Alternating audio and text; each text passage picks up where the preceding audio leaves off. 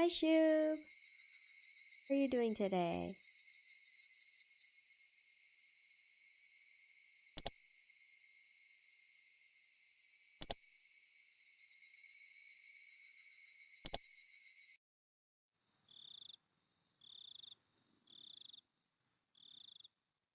I'm glad to hear. I'm doing good too. I'm suffering from allergies a little bit, but I took medicine, so I'm hoping it's not that bad.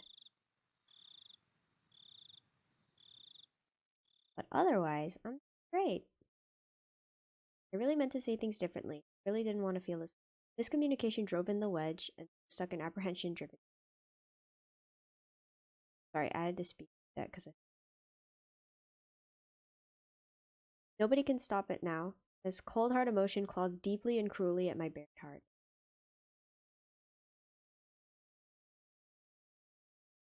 At the time, why did I whisper in remorse. But now those words simply rang home.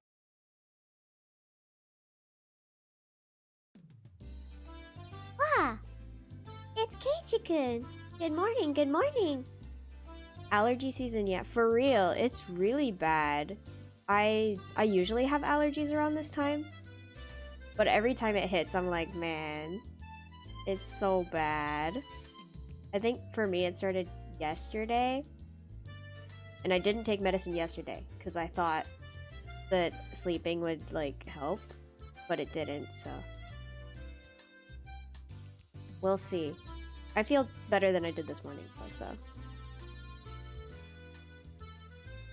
Rena was ecstatically waving her arms at me, already brimming with energy. What do you mean, good morning? It's already evening. Just say hello or something. But this is the first time I've seen you today, so I think good morning is right. It's right. I will say, please excuse any like voice cracks or if you notice my voice getting a little raspy, that's allergies, so don't worry. I'm not sick. It's just, yeah. I got it. Okay then, good morning it is. Good morning, Rena. I grabbed Rena's head and rubbed it with my hand. Oh. She squirmed, reveling in the motion like a cat. Hey, Akei-chan. Sorry about yesterday. I left without telling you. No, it's my fault. Sorry for making you wait so long. Are you talking about setting up for the festival yesterday? How was it, Keiichi-kun? Did you do your job properly? The slight muscle pain throughout my body and my sluggish movements were already obvious.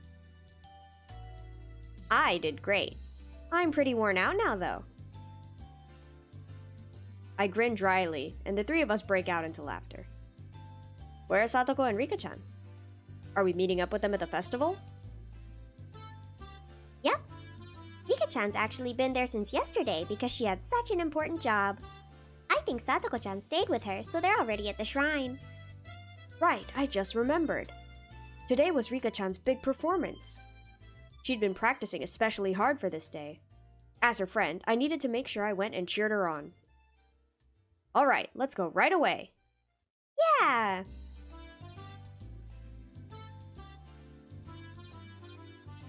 We finally get festival chapter. That's exciting.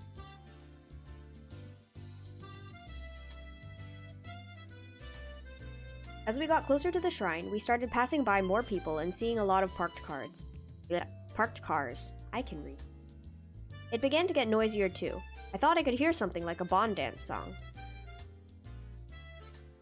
Without being able to restrain my impatience, I dashed up the entire flight of stone stairs. Keiichi-kun, you're going too fast! Wait for me! Man, Kei-chan, you're such a little kid. Whoa, the shrine grounds. They were packed with people. It was a festival if I ever saw one. Wow, they went all out this year too. Amazing, amazing. They're coming from Hinamizawa. Huh? The old man from the Kimiyoshi branch family's here too. He'd been struggling with health issues since Watanagashi last year, but it looks like he got better. Yeah, there were a lot of villagers here that I didn't really know. They must have all been pouring in just for today. Satoko-chan. Hey! Oh, if it isn't everyone. Yes, hello to you all. Yo, Satoko. There's a lot of people today. Don't get lost in the crowd, okay? Who do you even think you're talking to? Satoko, too, seemed somehow energetic. Of course, I'm the same way. Huh? Where's Rika-chan? She still has free time, doesn't she? Rika was giving her respects to the mayor and some other important people. She shall come before long. See, Rika-chan is the shrine maiden for today's festival after all. It's probably a pain for her to say hello to all the elders. It really is a pain. Hello, everyone. Oh, Rika-chan! I wanted to take you home! Rika-chan wore an immaculate shrine maiden outfit that looked fresh off the shelves. It was a perfect fit for her somehow mystical appearance. Hi, Kimono. Thanks for lurking. How does it fit? It's not too long, is it? My grandma gave me some safety pins just in case the sleeves are too long. It's alright. It really is comfortable. As she spoke, she began to do some twists and stretches. It's great, it's great, it's so cute! Oh. There was approximately one person here getting a nosebleed from watching Rika-chan move. Keiichi-kun, don't you think she's cute? Don't you? If you don't, then she'll be all mine and I'll take her home with me. I think she's really cute. Totally cool. Enough that I want to pretend to be your big brother or dad and take pictures with her. If we take a picture from two different places and make it stereoscopic, we can eat, or rather, stare at, a real-life Rika-chan at our houses whenever we want. Eat? Huh? Oh, that sounds great! That sounds fantastic! Rena's eyes and mine glittered with stars as our noses bled and we drooled. Disgusting. Rika, you'd best stay away from them. Yes, or I might get locked away in a basement somewhere. You look like you're enjoying it though, Rika-chan. Me? You're being harsh. We all laughed together again. Okay, let's not hang around here. Let's get to the festival. There's not much time left until Rika-chan's big debut. You're right, great! Let's go, everyone! Yeah! Yo! If it isn't the daughter of Sonozaki, eat up! The yakisoba is packed full of pork. This year we filled it up as much as we could. We even put in fried calamari. Gotcha, old-timer. The yakisoba this year looks like quite an achievement. You have squid too. You put a ton of time into this, didn't you? Wow, it's tasty! It's tasty! Yeah, the squid is delicious, but the aroma is just fantastic. It wonderfully compensates for how soft it tends to be. There's a delightful amount of squid and pork in it too. Yep, not bad at all, I say. Haha. Kei-chan, you sound like you could walk into a cooking program and become the host. Yeah! When I see Keiichi-kun acting like it's so good, it somehow tastes even better. I don't discriminate among delicious food. So anything that I say is tasty has gotta be worth trying out, right? And Keiichi, please give us your opinion of this yakisoba again. I'll do it in 2 words. Absolutely scrumptious. If I had a second stomach, I'd buy another one right now. Having heard my 3-star rating, a whole line of people suddenly formed in front of the yakisoba stand. How does he have this much of a following already? Wow, that's amazing! Kei-chan said it was so good that a little crowd started to form. Not bad! It was nothing to brag about, but I still decided to stick out my chest and put on airs. Oh, is that so? Then perhaps I shall try it out. Mister, can I perchance bother you for one takoyaki? Satoko bought a stick of takoyaki, balls of fried octopus, from the adjacent stand, and after blowing on it, put one of them in her mouth. How is it, Satoko-chan? If you give it a good rating, then Rena will buy it too. Chomp chomp. Chew chew. Oh. Now it's time for Hinamizawa's very own food critic, Judge Satoko Hojo, to give her impressions.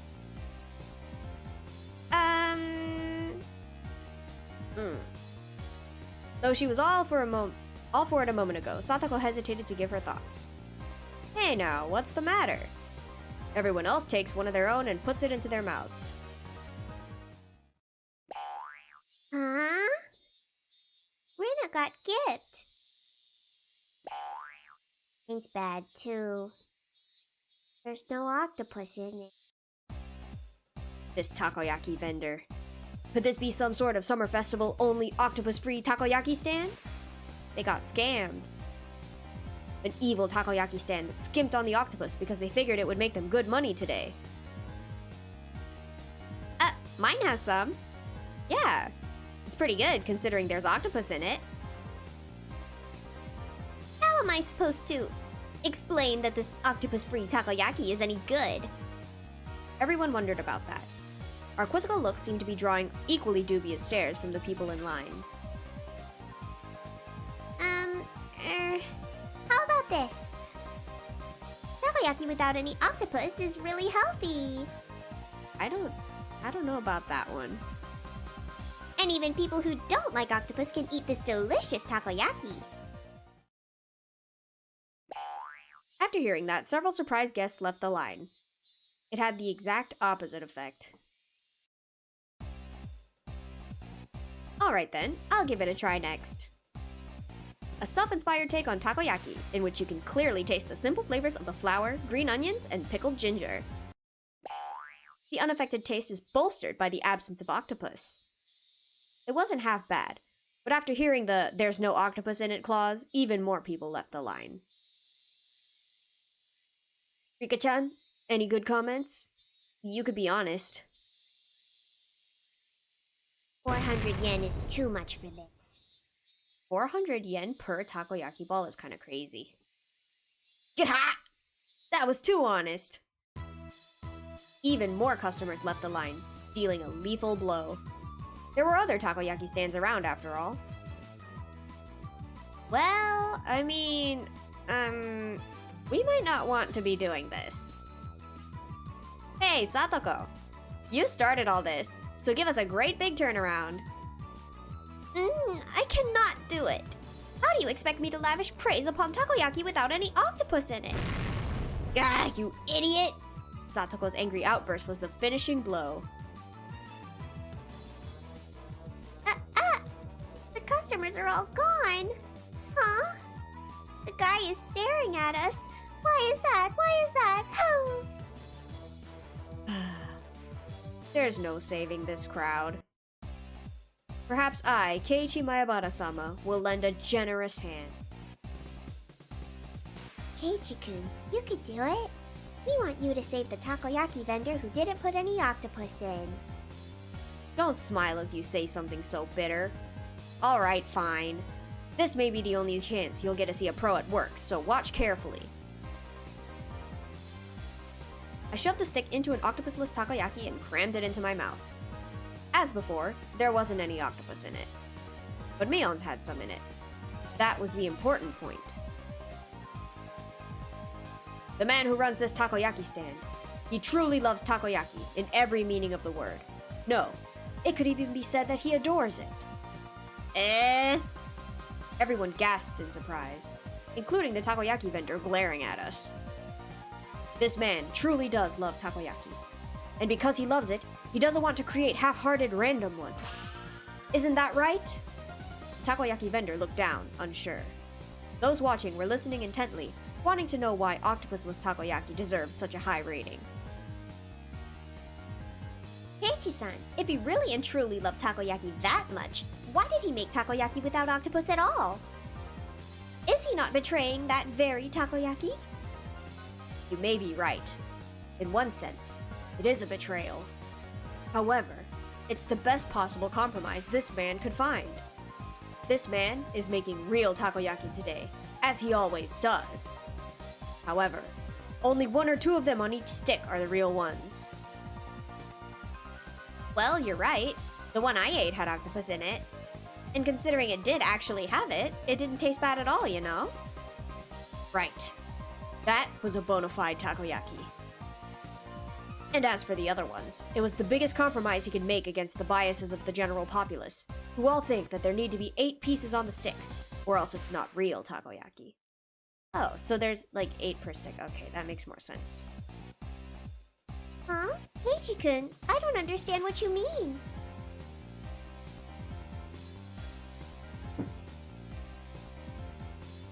Why is one of them the real thing and all the other ones are fakes? Why?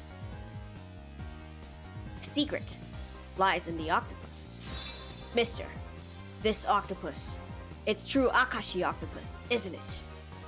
In recent years, the number of octopuses caught in Akashi has decreased, and their prices have risen drastically.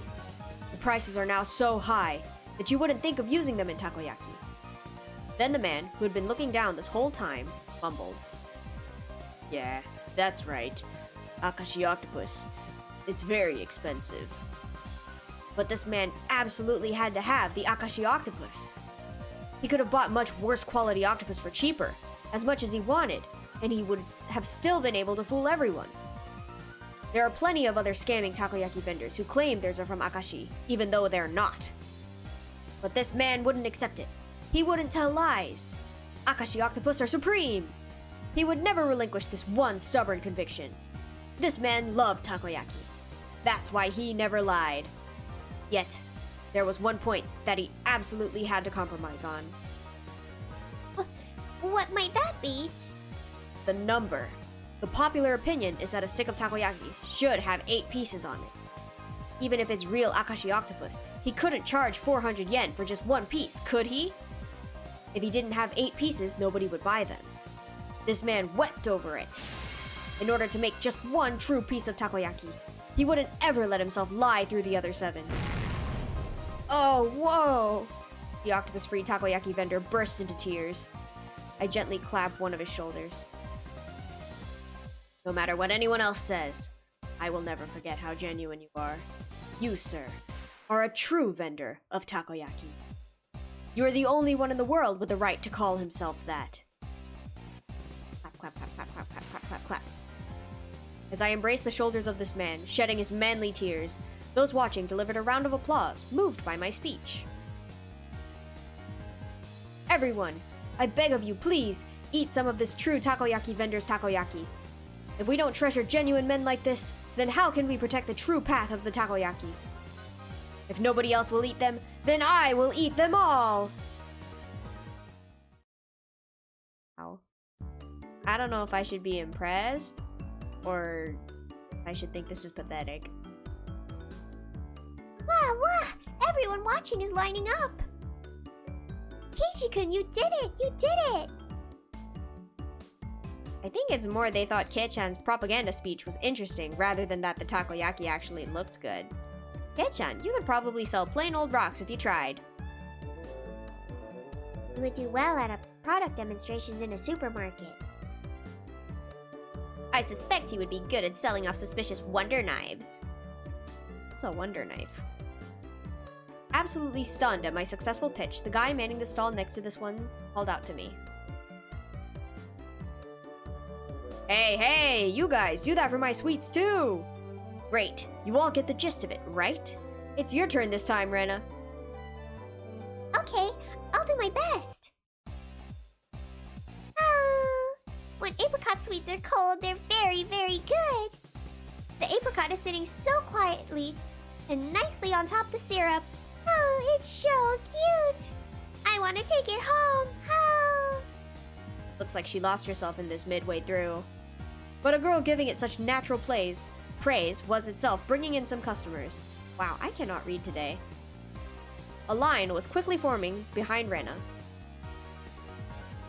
Next up is the okonomiyaki stand. Satoko, you're up.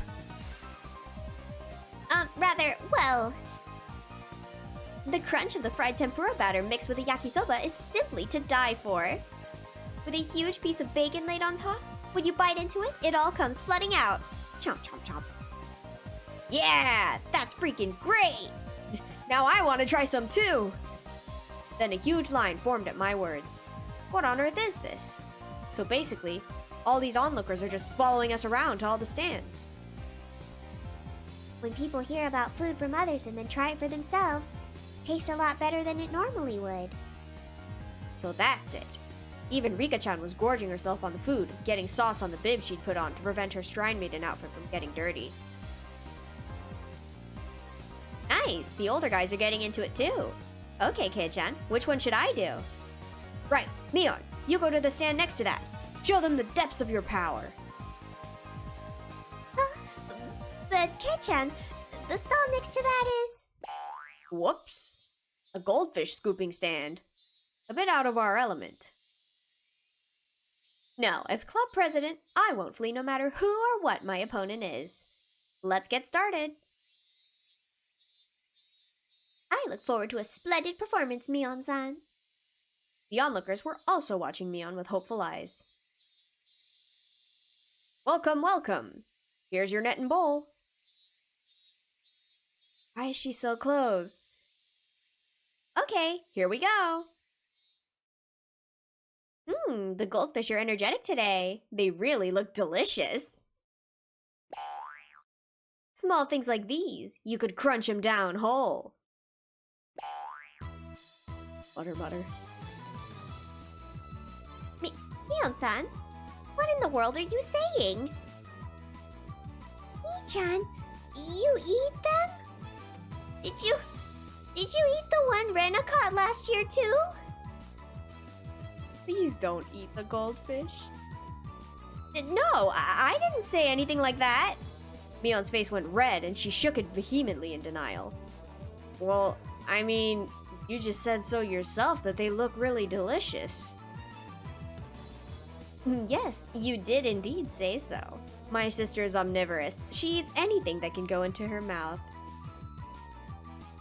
They taste good, then maybe I'll try one next time. Rika, no. No, Rika-chan, don't! You'll get sick! Wait a second. Hey, what the heck? Shion, how long have you been here? Hey, Kei-chan, Mion, everyone. Good evening. Where did you come from, Shion? I've been here since the bit with the yakisoba. You were all so loud that I found you right away. Jeez! You've got nothing to do with this, do you? Go somewhere else already! Jeez, Mion, don't treat me so cruelly. Right, Kei-chan? You're okay with me being here, right? Why are they so close today? She asked, grabbing my arm and pushing her chest into it. Bounce. Keiji-kun, you're a pervert. Your nose is bleeding. When you squish a jelly donut, the jelly comes out, right? It's the same. This isn't something I have any control over. Is that right? Then will more come out if I squeeze harder? Hey, squeeze. Shion's, her cleavage, it's right up against my chest. Drip. Yeah! Shion, what the heck are you trying to do? How vulgar! I seem to have misjudged you. What about my flat chest? Rika-chan clasps onto my other arm too. Rub. No! No! A plentiful plump feeling on my left shoulder and the sour sensation of a young unripe fruit on my right. Oh! Boom, boom, bang! Shion, Rika-chan, and I, our faces now bruised, fell to the ground, limbs sprawled. Nice job, Rena. Everyone's so dirty.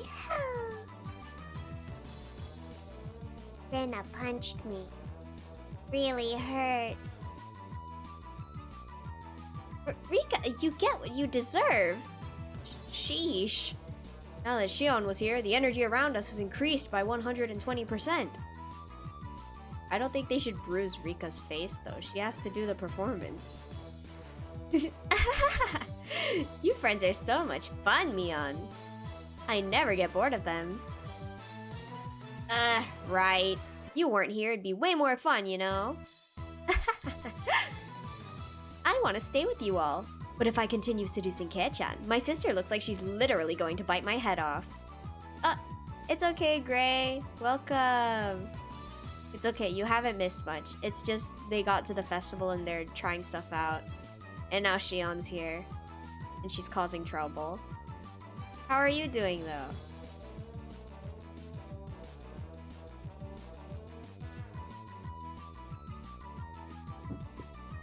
So I'll retreat for now. I'll be back. See you later, Mion. Don't be back! Get the salt! Someone get the salt! Got out of class early? You're sweating, it's so warm outside? Oh, please trade with me. It's cold here. Nice that you got out of class early, though. Is it a special occasion or just early release? It's because. After teasing her older sister so much, Shion ran away into the crowd of people and disappeared. I feel that I've borne witness to a rare side of Mion-san. Midterm crit, so you got to leave after your meeting? Oh, I see, I see. That's good. I hope you got some good feedback. When Mi-chan is with Shi-chan, she looks kinda cute. Rena smiled happily, earning her a whack on the head from Mion. Don't say dumb stuff. Let's get to the next stand already.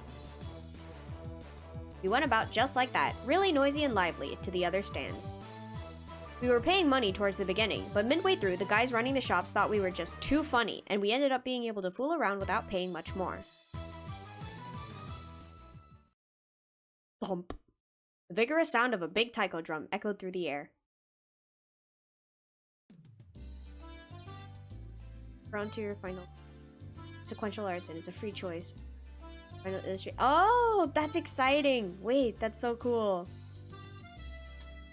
I hope you post it when you're done, because I want to see. Good luck. Rika, it looks like it's time. Yep, looks like it. Right, it's just about time for Rika-chan to appear in the offertory dance. I'm a little nervous. Believe in yourself. All of your sweat will definitely amount to something, Rika-chan. Mion slapped hard on Rika-chan's back. That's right, you'll do fantastic, Rika. I'll do my best. Yeah, that's the spirit. I ball my hand into a fist and raise it into the air. We're rooting for you, Rika-chan. Go for it. Yay, remember? Go for it. Yay! Rika-chan gave the best smile I'd ever seen, then pivoted on her heel and ran off. Okay, we should get going too. Right, let's go cheer her on. You mustn't! You must keep silent during the performance. Got it, jeez! I rubbed a hand through her hair. She was worried about her good friend up to the end. Then we'd better hurry. All the good spots will be taken. Come on! Mion ran off, and everyone else followed a moment later. A large amount of people had already clustered into the tight space to watch the edifying dance. Wow, this is a lot of people. I turned around to look at everyone else, but nobody was there. Where did everyone go? They probably got lost among all these people. Reading the manga for this broke your mind. Oh no. I read the first one, Onikakushi, and then I decided that I want to do the visual novel first before I read the manga, so I stopped. Excited for the full plot with the VN. Oh yeah, I bet. The manga seemed to follow the first game really well, so I'm pretty sure it's accurate if they keep that up. Finally, I spotted the back of Mion's head on the other side of the crowd. It definitely doesn't look like I can get over there. Well, we got separated, no big deal. We could just meet back up when Rika-chan's dance is over. I gave up on finding the others and wandered around, trying to look for a place where I'd be able to see better. It didn't take long for me to realize I'd have to settle for watching between the heads of the people in front of me, though. Thump! Once again, an even louder taiko drum resounded. This one was to announce the beginning of the dance. I am struggling today. Oh my gosh.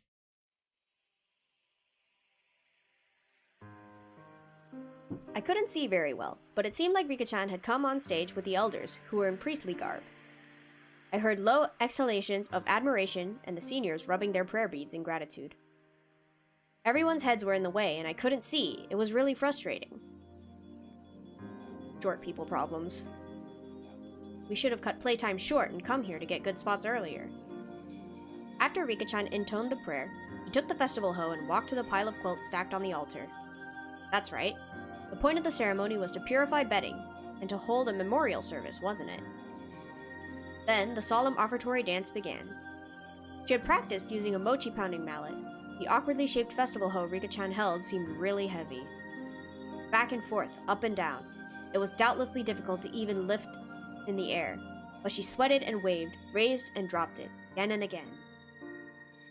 She couldn't just deal with it and do it grudgingly. As the shrine maiden, she needed to retain the dignity and solemnity present at the festival. There must be a ton of pressure on Rika-chan's shoulders right now. Dang, why am I cheering her on from a place I could barely see her? I'm her friend, so I should be right up in the best spot rooting for her. Kei-chan, over here! Someone tugged lightly on the back of my shirt collar. It was Shion. She beckoned me outside the crowded ring of people. She had a mischievous grin on her face, and I took it as her saying she knew a good place nobody else knew of. Shion, what's up? Shh! Just be quiet and come with me. After she told me so, she ran in a big detour around the throng. Man, it's great to have someone who knows the lay of the land here at times like this. Impressed though I was, I nearly lost sight of her right away. No more getting separated from me. I ran after her so that I wouldn't be left behind. As I wondered in anticipation what kind of secret spot Shion had in mind, we left the crowd of people and went around to the back of the shrine grounds. Hey, wait! Where are we going? We're getting further and further away! Shh! Just stay quiet and follow me. You'll understand soon. Shion gave me a wink that reminded me of Mion as she said that. No sign of people and not much moonlight. It was dark. We had gotten pretty far away from the crowd of people on the shrine grounds. How are we supposed to see Rika-chan's dance from here? I see. There's some high spot around here, isn't there? Like a rooftop or somewhere we can look down at it, right? What? Why do we have to climb onto the roof? Well, how else are we supposed to see Rika-chan's dance? Did you really want to see Rika-chan's dance? Kei-chan, could it be that your strike zone is really low? I don't think we're understanding each other. Weren't you going to show me somewhere I could see Rika-chan's dance from easily? What? Who made that promise? Scammed! Scammed! Ah! What's going on? Why me? Why do I always misunderstand Shion? Keiichi finally being small in his stupidity. He's slowly realizing. Is it my fault? Am I just reading the wrong things into it? Then why did you call me all the way out here? With an expression that indicated she wasn't fooling around, Shion pressed her index finger to my lips and said slowly and quietly, "This place is a dark, dead, empty spot. Can't see it from the festival ground. And now, a male and female of the same age are all alone together." Eh? Could this be? Shion, she's not planning something crazy again, is she? Shh. Over there, see? Shion whispered, pointing into the dark underbrush. There we saw 2 figures, one male and one female. What's that? Is that scene of the rendezvous, of course. See? Closely. Tell who they are? I peered intently into the dark at Shion's suggestion. Oh, it's Tomitake-san and Takano-san.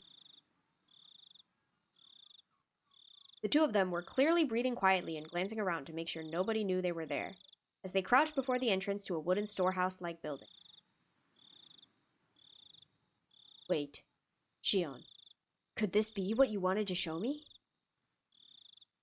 Ke-chan, you could see Rika-chan must dance any year. She won't ever get another chance like this, okay? I had thought the Sonozaki sisters each had their own personalities, but at times like this, they seemed all too similar.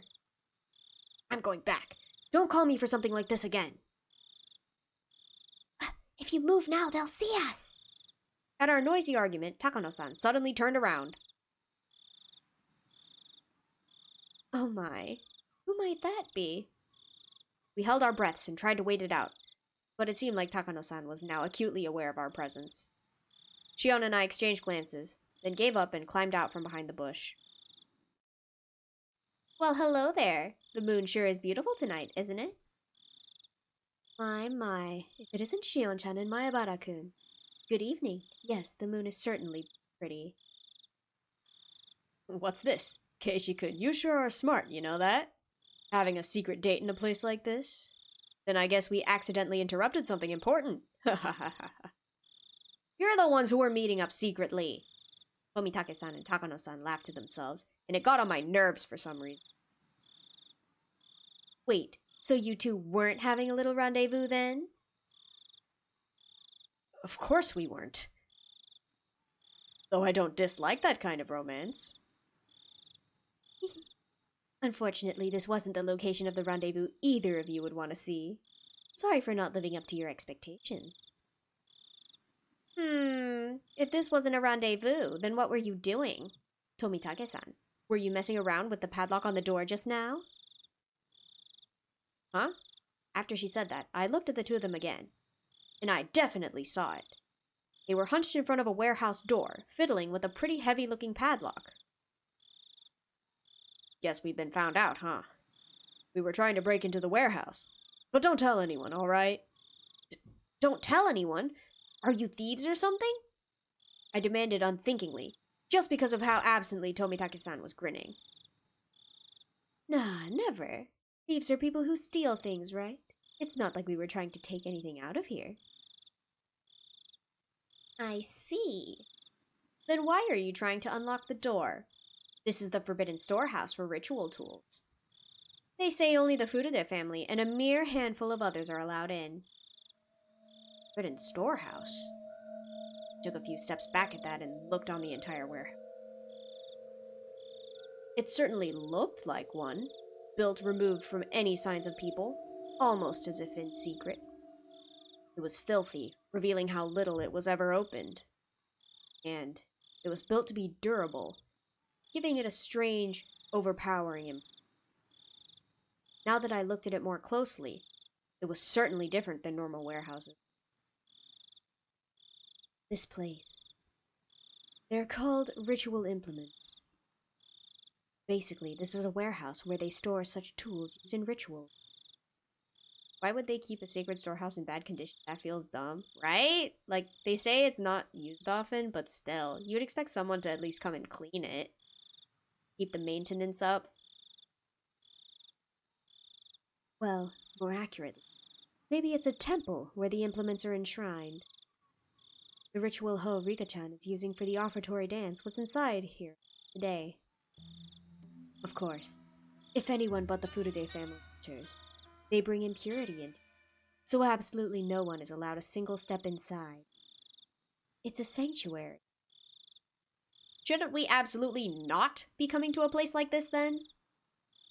However, Takano-san was wearing a childlike expression, an innocent smile at best, and terribly cruel grin at worst. I told you I was researching Hinamizawa's folktales and legends out of an interest in them, didn't I? A lot of the answers to questions I'm curious about are hidden away inside here. I've waited all this time until today for this chance. It's wild to see Keiichi be the only one with reason. That is true. Like, he's actually being the smart one. A chance. Everybody's eyes were fixed on the dance at the shrine grounds today. This was the ultimate blind spot. I see. I didn't know you had lockpicking skills, Tomitake-san. Stop it. I don't want to be doing this, okay? Sorry for taking you along with, but this was all thanks to you, Jiro-san. I really am great. Jeez. This is the only time, understand, Takano-san? I don't want to be sneaking into places like this.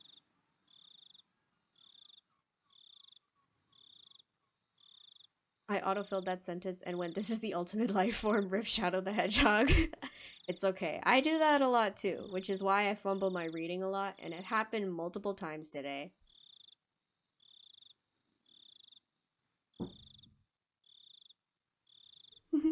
You really are a good person, Jiro-san. Blink. Tomitake-san undid the padlock and placed it to the side. It's open.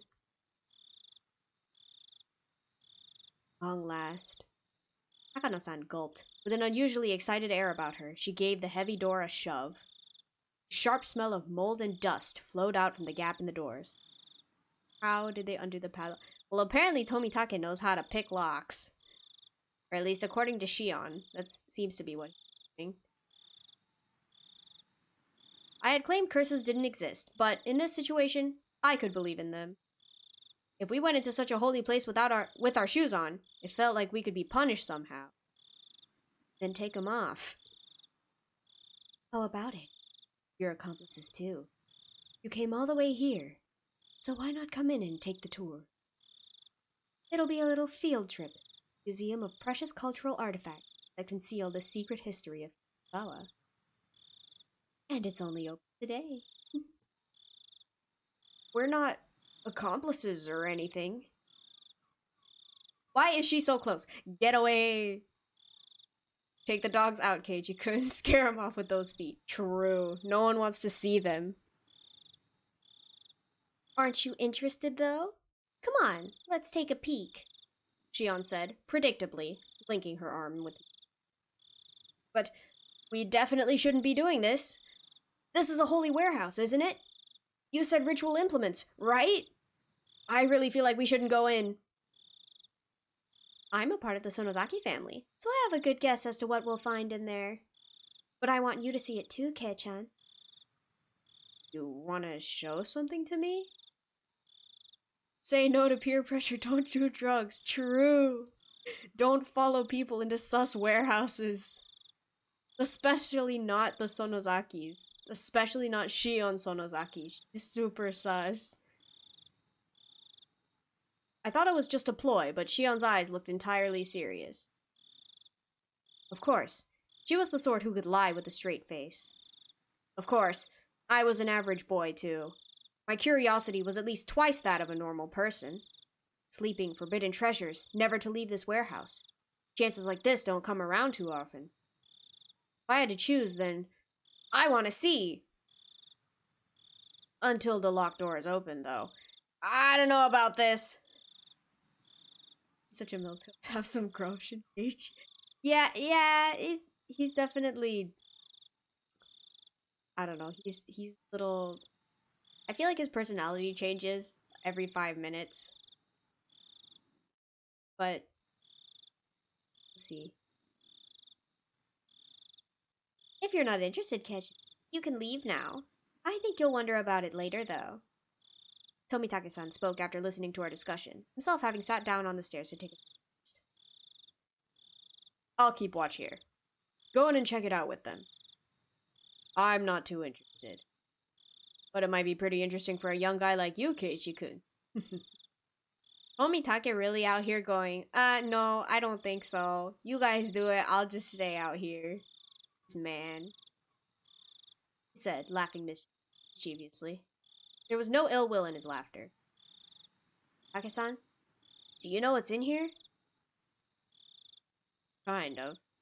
Takano-san told me all about it. Must be a pain to have to go along with your companion's unique hobbies, huh? Tomitake-san didn't answer that, only responding with a pained smile. He's the only one who's committed a crime thus far. Follow through. Go into the curse warehouse. True, he's the one that unlocked the thing. Coward.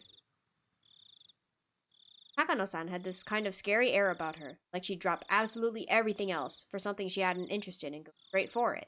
But Tomitake-san, on the other hand, seemed like the gold standard of what a normal person should be. Normal? Normal people don't pick locks. Having him tell me so frankly to go check it out suddenly made the guilt feel lighter. Okay, but just a little. If it's not interesting, I'm leaving. You got it! Shion gave me another Mion-like wink. Looks like we're decided. Shall we go inside? Hiro-san, we'll leave this to you. Tomitake-san waved his hand to see us off. Also, he's a journalist. Why can he pick locks, sir? Illegal. True. This is the man that, like, goes into places he's not supposed to go for a scoop. And apparently never gets caught because he's still here.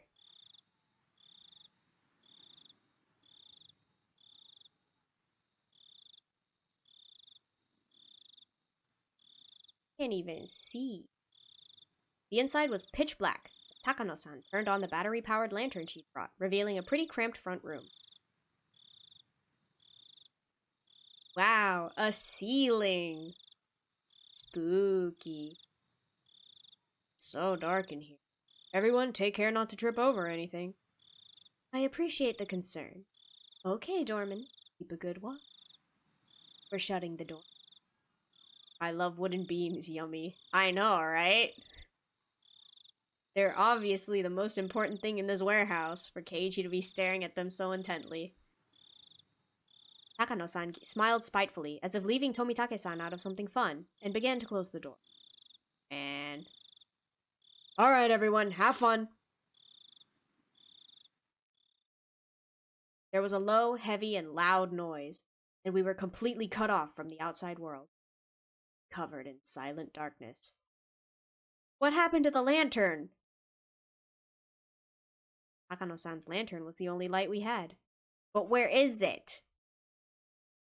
I see nothing except her. It'll be fine. It's an outdoor lantern with backup batteries inside. It won't go out or anything. Why would they shut the door? Giving Scooby-Doo where the door locks behind them? True. Even if there is a guy outside, like, do you really trust him enough to where you don't think he'll just lock the door? I feel like that'd be pretty. If he just, like, locked it on them and left. So they were found when they go to put the hoe back. Looks like Takano noticed my uneasy expression. I couldn't help but blush a little and avert my gaze. Deeper inside, there was a heavy and old but sturdy door with solemn decorations on it. It was the last door, sealing away what was within. Oh, there's another door?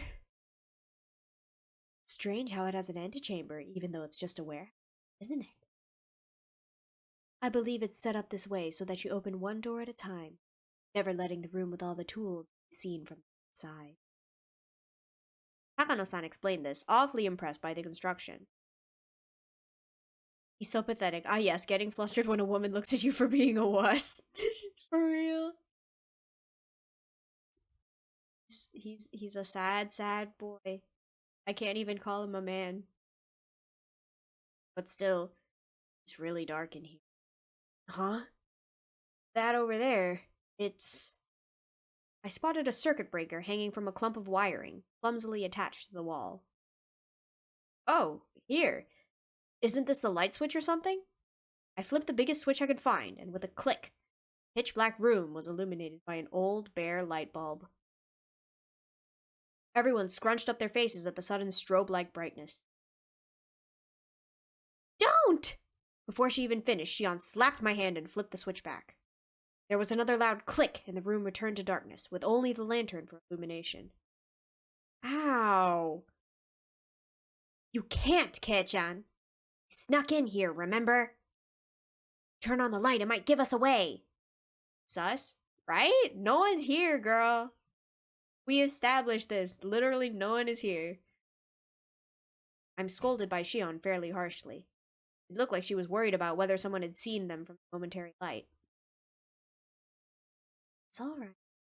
It was only for a moment. Takano-san remained a relaxed adult.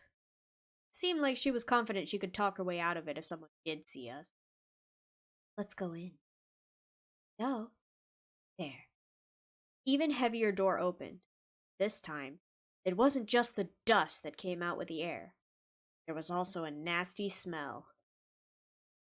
One smell was like opening a dust-filled cupboard in the back of a kitchen that hadn't been opened in years. Another smell, the nasty one, was hard to explain, but it was like the raw odor of a fish market. How the sound echoed, the room felt far larger than the ceiling. Nakano-san held up her lantern and revealed the contents of the expansive room. Whoa! At the back wall of the storehouse, right in front of us, was a Buddha-like holy object standing there, looking down at us. I was taken aback by its unseen force, lit up by the slender beam of the lantern. More ceilings, lovely. I know, right? Where's the Buddha man? That's the guardian god of Hinamizawa, Shiro-sama. It's far grander than the one at the shrine. Shiro-sama. So this is the spirit protecting Hinamizawa, the one guarding the holy land of Hinamizawa from the impurities of the outside world, and the one delivering punishment after punishment upon those who attempted to sully the land with the dam construction. Torture chamber looking. You right, though. You actually right. It looks like there are far more tools stored here than I thought, but this is so sad. None of them have been maintained. How unfortunate that they're in such a state. Even in the dim light, I could see a lot of strange objects lining the walls, ceilings, and shelves. Nakano-san, speaking as if in a trance, was infatuated by the various implements filling the dark room.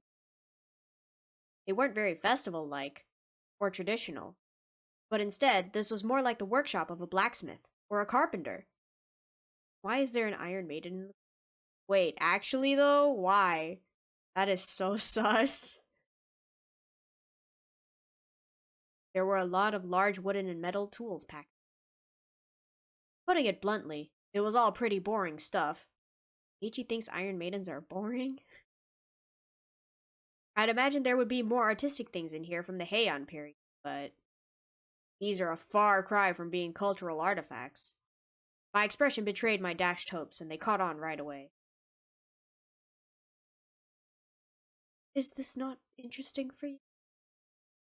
I'm not into literature or art, so... yes, cages from the ceiling, normal. Yeah, like, Keiichi's idea of exciting is something else. I can look at this stuff, but I don't really understand its value. Keiichi, you really do look like you don't get it. I guess that's only natural. Takano-san reached out into a paper bag that she'd been holding the whole time, got a worn scrapbook, and began to flip. Then just for you, Keiichi-kun, I'll tell you a story. It's a common tale in this region. If you go to the library, it would even be on their recommended reading list. Telling stories? In such a dark, creepy place? She must have a horror story in mind. Shion's face belied nothing but calm. If she had the same personality as Mion, she'd have found fault with me being scared. I'll endure it for now and pretend to be calm.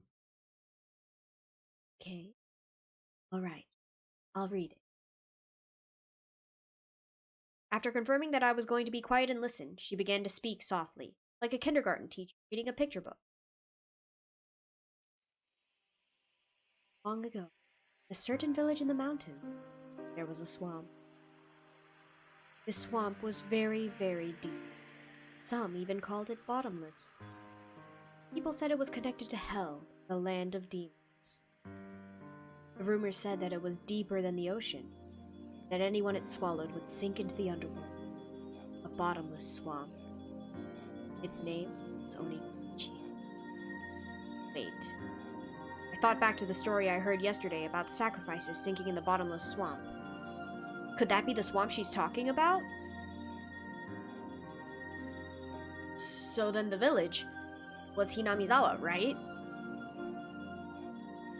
You catch on quickly. That's right.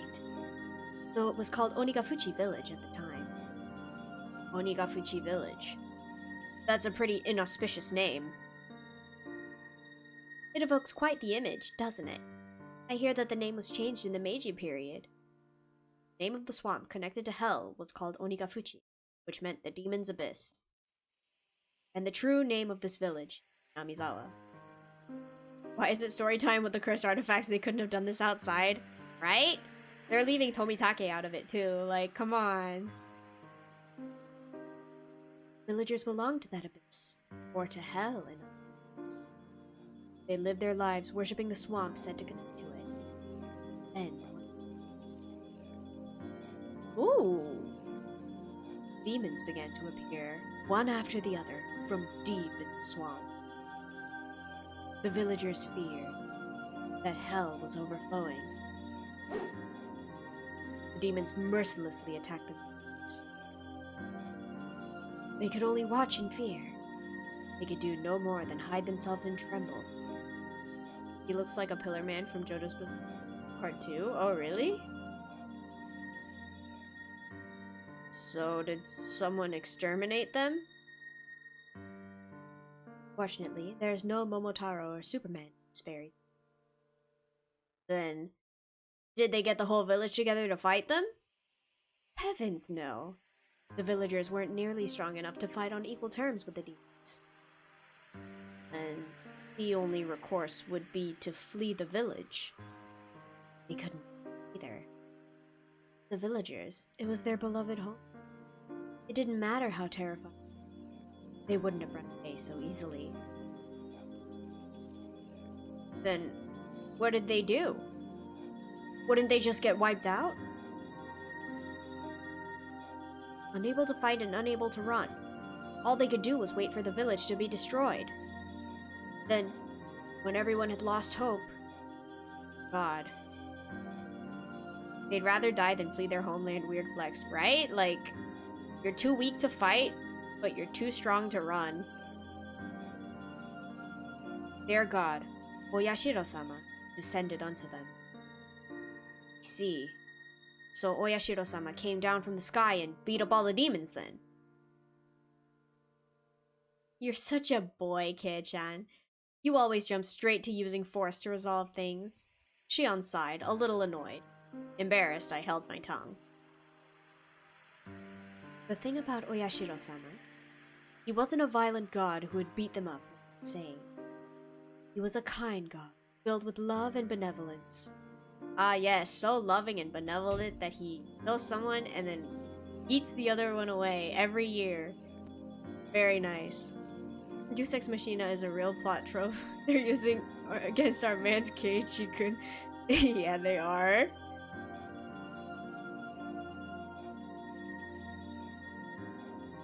The strength of Oyashiro-sama descended from the heavens couldn't be compared to that of the demons. They didn't even fight.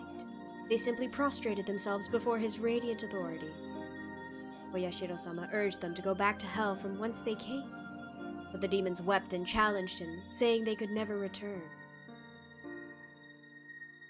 World of the demons, too, has harsh commandments. They claimed they'd been banished from hell. Demons, who didn't have a place to go, neither in hell nor in the human world. Of course, they were at fault for attacking the village. They deeply reflected on it, and were sorry. As the villagers conversed among themselves, little by little they came to pity the demons, and, after talking with everyone in the village, they decided to live alongside them. A lot of fairy tales have them being exterminated or driven away, but you don't often hear ones where they live in peace. You're right. Demons are supposed to symbolize all evils. A story where they decide to live together with humans is certainly strange.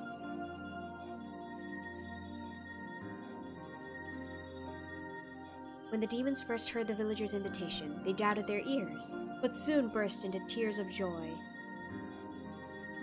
Onis had mad riz. I know, right? They convinced the humans that they were okay to live with? That's crazy. The villagers had given them a place to live. It was said that in payment for this good deed, the demons shared their many kinds of powers and secrets with the villagers. Ayo. Oyashiro-sama was very pleased with this happy exchange. He gave the demons the bodies of humans so that they would be indistinguishable from the villagers. Oh, we know Shion's identity now, boys. He himself decided to stay on the surface and watch over the everlasting peace between them. A land in which man, demon, and god live. I had thought the word demon was a noun, meaning evil that needs to be exterminated. God may have mediated for them, but you don't often hear happy endings like that where both sides live in harmony. I see. I guess it is kind of interesting. Although the normal fairy tale ends there, it was revised quite a bit during the Edo period. Much larger story. After that, the humans and demons intermixed, and eventually there was no difference between them. So the demons ended up disappearing? No, not at all. Half of them stayed just as they were. The knowledge the villagers had received from the demons basically made them into something inhuman. What people call transcendent. I love that they're trespassing and they're just chill with it. I know, they kind of forgot that they're in the cursed warehouse. They were well aware the power they had was heresy, and as those below worshipped them, they lived out their lives in secrecy. This story is the root of many derivative tales. This is a fiction. It's the foundation, I mean. Basis. What do you mean by root? She means the part about the villagers having demon blood. What I mean is, all the legends from around here are based on the premise that the villagers are descended from demons. There was a hint of amusement in Shion's face as she said that. It was like she wanted to say that she, too, had demon blood in her. Is there any proof, though? Maybe it's somehow rooted in historical fact beyond just fairy tales. Oh, Mayabara-kun. Then do you believe that demons really did come out of the swamp and breed with humans? Well, it's not that I don't believe it, but foreshadowing? Sus. Yeah, this game is just like, oh, is that a clue? Are they dropping hints? Maybe? When she said demon, she meant the ones from hell, but in ancient Japan, the word wasn't necessarily used to denote only that kind, right? The more well-known use involves the drifting foreigner theory. As the story goes, Westerners, who were shipwrecked in nearby seas, had such markedly different customs that they were called demons. Japanese people were relatively similar in appearance to other Asians, but everything about those from the West was different: their physiques, their faces, and their skin color. They say other Asians as if there's only like 2 or 3 other kinds. That's kinda... In Japan, terms like red demon and blue demon evoke images especially of Westerners. Lacking in skin pigments, Westerners would sunburn easily and turn red. Being fair-skinned, I think blood vessels appearing on their skin would look blue too. I'm down with calling the Westerners demons instead of aliens. True. That is that is true. A handful of accidental aliens would drift into Japan and came under persecution, being called demons. Oh look, here, they use both. They would flee into the mountains to survive, turn into bandit groups, and attack villages for food and the like. How does that explanation sound? Maybe it's a bit childish. Takanos gave me a weird smile when, having come up with such an impromptu hypothesis, I unconsciously followed it up with self-deprecation. Still, she didn't smile as if to make fun of me. It's not ridiculous. There are a lot of people who subscribe to the drifting foreigner theory. Even so, nobody actually knows. Were they groups of foreigners who had turned to banditry? Or were they really demons who had come from the bottom of the world? Then, Takano-san, which one do you believe? The truth of the matter aside, I'd rather believe the more fantastic explanation. It's more fun that way, isn't it?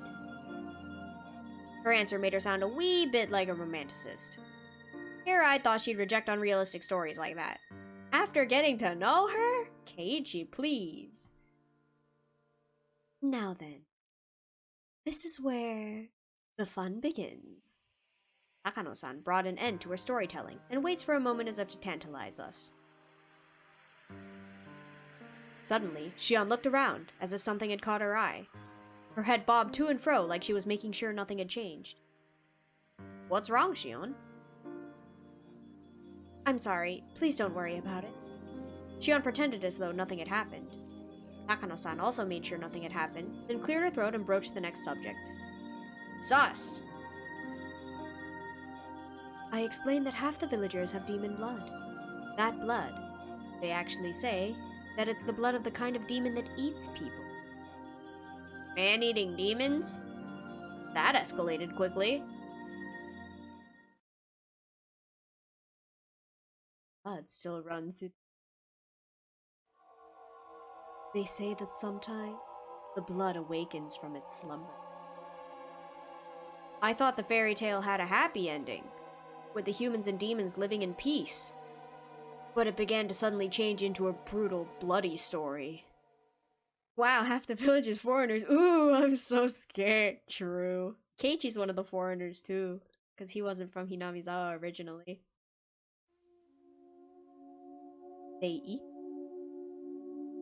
They say that every decade or so, they can't help but want to feast on humans. The villagers can't eat other villagers. So when that happens, it's said that they descend on the human villages and conducted onikakushi. What's an onikakushi? Broadly speaking, it's when a demon kidnaps someone, when a person is demoned away. They say that the villagers of Onigafuchi would overwhelm unfortunate human villages in order to kidnap sacrifices. Akano-san's explanation was plain and simple, but when I imagined what it must have been like, it was terrifying. They lose their human reason? The villagers turn into real demons en masse. They attack the villages they loathe in the dirty world of the masses below. Then they kill and eat their sacrifices. So they're no different from demons after all. What did Oyashiro-sama do? Wasn't he supposed to be staying in the village and watching over them? Shiro-sama knew about it, of course. Onikakushi isn't indiscriminate. The villagers apparently never kidnapped anyone other than the sacrifices decided upon by their modern-day cannibalism, and this isn't reported, right? That's what I'm saying. Like, this is sus.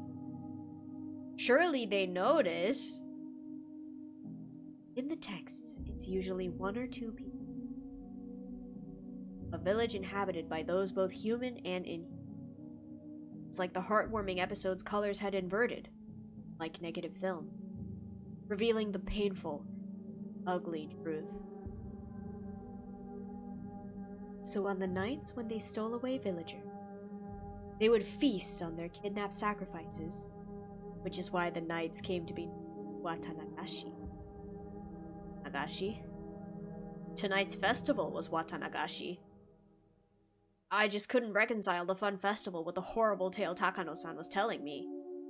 Why is she smiling while telling this story? She's so sus. I bet she's eating. Or I'm calling it now. Watanagashi. Well, wasn't it about giving thanks to the futons we use over the winter or something? Chan. Wata has another meaning, you know. It means entrails. Oh, just casually dropping that fact, thanks. Shion, who had been silent until now, spoke up. Entrails? Oh, yeah.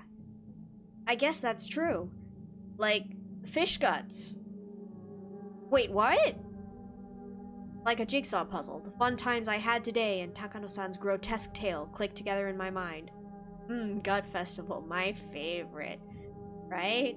I wouldn't be surprised if there actually was something, though.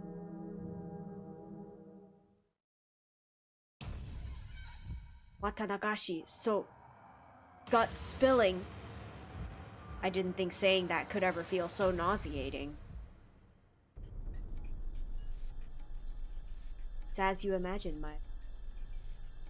Right now, Watanagashi Festival might just be a somewhat early summer festival occurring in... But it used to be different. It used to be a ghastly, cannibalistic feast, held on the night the villagers had collected their unfortunate dead. That can't be true! I had no real reason to say that, but I couldn't help it. Mayabara-kun, you said that Watanagashi is a ritual about purifying futons, right? And they're still not scared of the casual torture tools surrounding them? The Iron Maiden had a purpose, guys. It has a purpose. What do you think the futons, filled with cotton, the wata, represent? Futons are futons. They're beds. They're things for sleeping in. What else could they possibly represent? I was rattling on, desperately attempting to deny the horrible festival that Takano-san was describing. Deep down, however, I found myself understanding all too well what she meant. Futons, stuffed with cotton. If the cotton represented entrails, in both pronunciation and meaning, then entrail-filled futons have to be humans. Why don't you think back to the offertory dance Rika-chan performed? Do you know what she was doing up? No, I don't. I didn't even watch the whole thing anyway. Hey, oh, why she's so close? Rika-chan casually performing murder on a futon. She is, though. It's true. Shh. Kei-chan, you're getting too worked up. Shion grabbed one of my ears, reminding me that this wasn't somewhere I should raise my voice. Even so, I still can't suppress this agitation I feel. Rika-chan was carrying a festival hoe.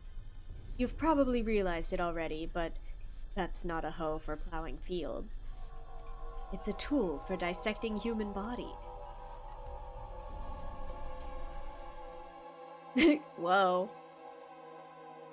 I didn't see the dance all the way through, so I don't know what kind of performance Rika-chan was putting on after I'd left. When I told this to Takano-san, she kindly explained Rika-chan's dance to me. To summarize what she said, after what I'd seen, Rika-chan would pierce the futons with that hoe, cut them open, and pull out the cotton inside. She'd cut the cotton out, one bit at a time, and set it afloat. That's the kind of ritual it was. Broadly speaking, it was quite the bombastic ceremony, where they'd rip out the guts and throw them into a basin. Then the ritual was over. It's thought that afterward, villagers, each with a different role, dismantled the flesh piece by piece and feasted upon it. At Takano-san's strangely happy giggle, I felt, for some reason, violent displeasure. Rika-chan. Every day during our lunch break, she'd take a rice pounding mallet into the schoolyard.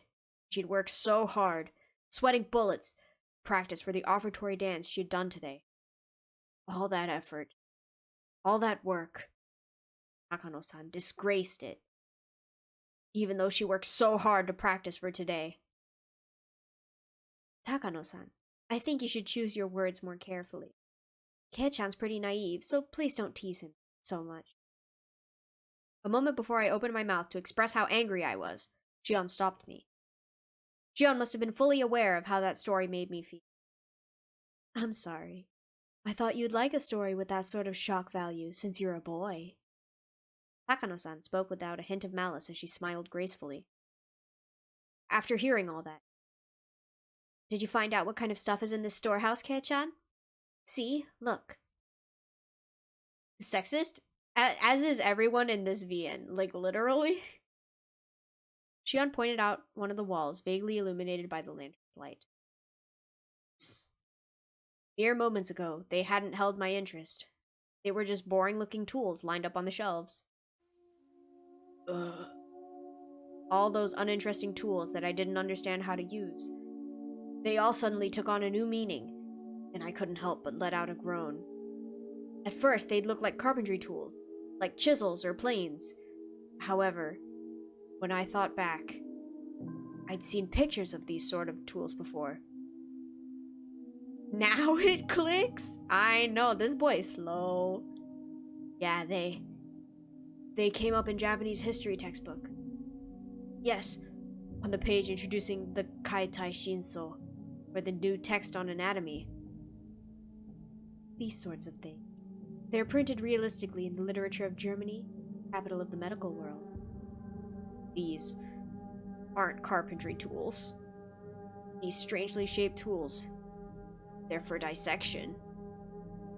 Everyone knows that in the Edo period, they would dissect the corpses of those who'd been put to death in order to gain knowledge about Western medical techniques. Illustrations of the dissection tools they used at the time came up in textbook supplements. The things hung up on this wall all looked exactly the same as those.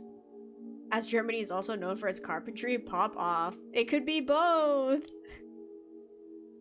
If you want a scarier way of looking at them, think of them as cooking utensils. Takano-san, holding the lantern, the only light source in the room, led us along the wall. She had the only light, so I had to walk after her whether I liked it or not. Look. Takano-san illuminated a coiled chain, which left a bigger impression than the other things we saw. The chain itself was nothing unusual, but further along it were metal fetters that were like hinges, clearly meant for binding people. Kare-chan! Look at that! Meat hook. Yes. Gotta catch 'em all. Shion tapped me on the shoulder and pointed to a restraining table that was clearly shaped like a person.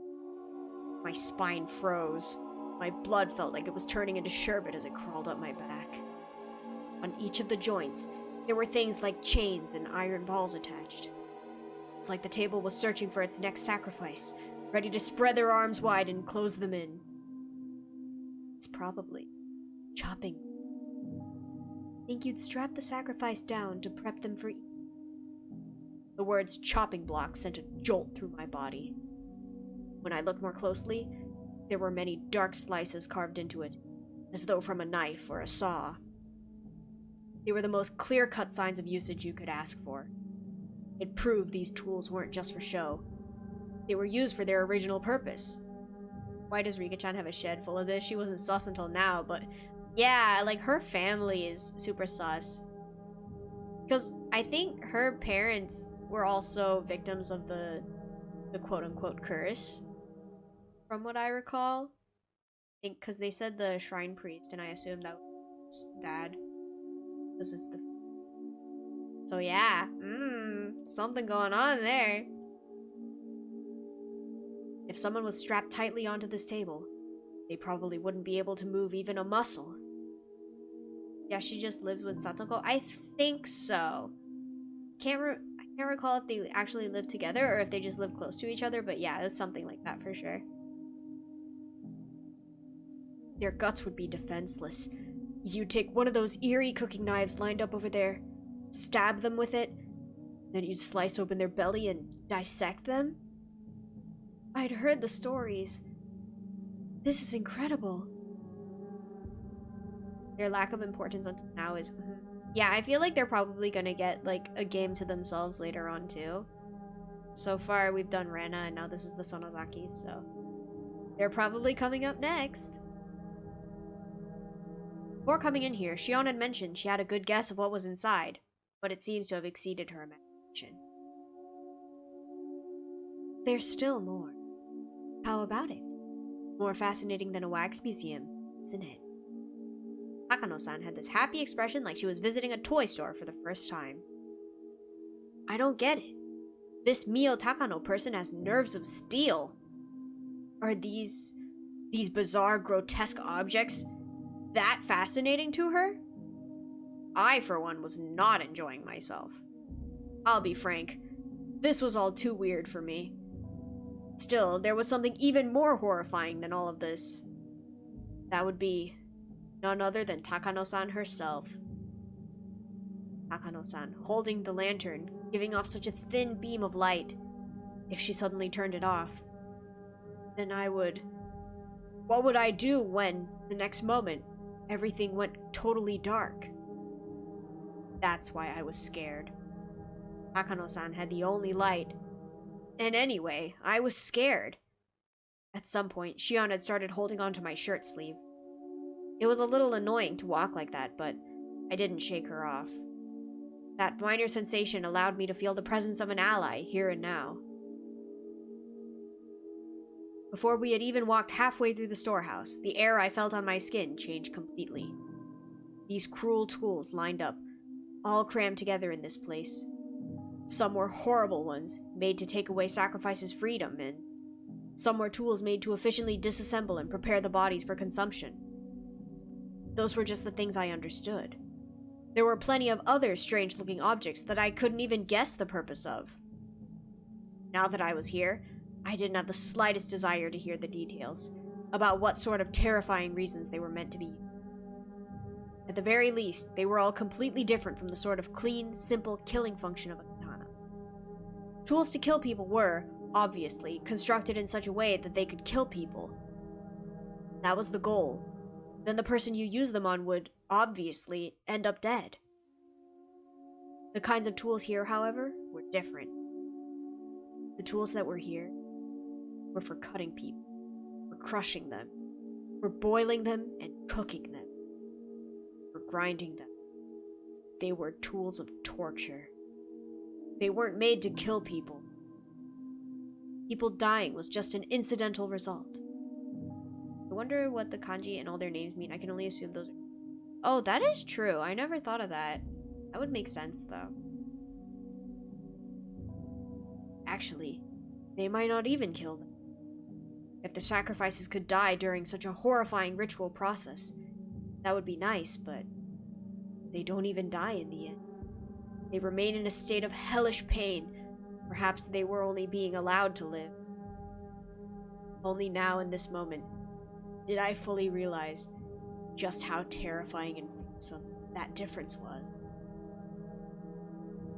The creator is like, anyone who names OCs has got to be right on the nose. That is true. Maybe I'll look it up later. I'm curious now. For people, you see, most of these wouldn't kill them if used properly. Takano-san, as if reading my mind, displayed a shocking smile. Burning at the stake, the famous method of execution for witches, will kill the person immediately. When the body suffers extreme burns on the skin all over, the decomposition of the skin's chemical makeup produces poison-like symptoms and causes an immense shock to the victim. Though I suppose it's still very cruel, compared to the guillotine, you have to wait far longer.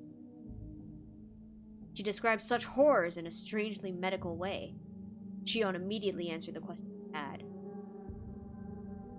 Takano-san is a nurse. There's a saying that nothing can scare a doctor. I guess it's true.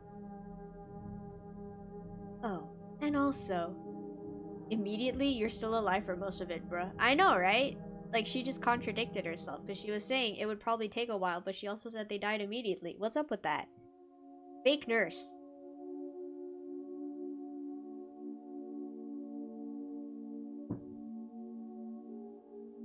Also, there was a method of execution in ancient Rome where they would grill the person. Just like a barbecue. They would cover the person in wire netting and slowly cook them over a charcoal fire. To think the memories of when I went to a day camp with my family would come rushing back now of all times so vividly. That's what it was like. Apparently they wouldn't die too easily for some reason.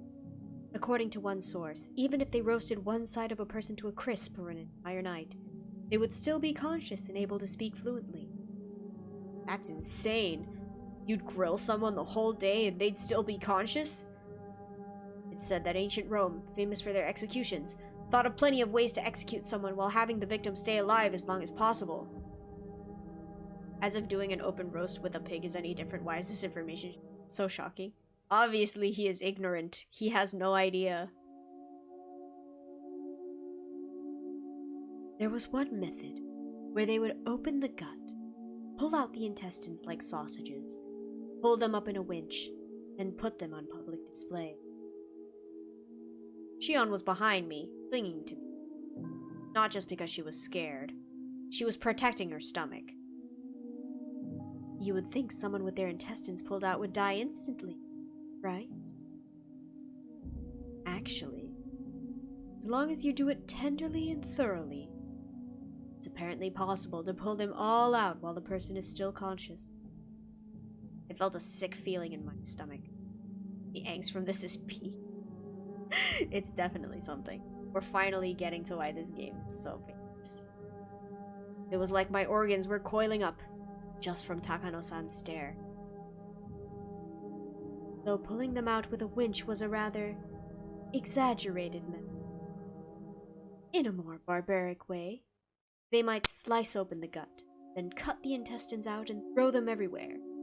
It's quite imaginable that they did dreadful things like that too, isn't it?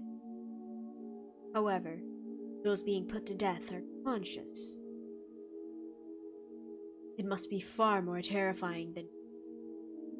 She spoke with pleasure, as if she'd come here on a sightseeing trip. I heard Shion gulping multiple times near my ears. Poor Keiichi's gonna get so paranoid. Understandable, to be honest. Trauma bonding, my favorite.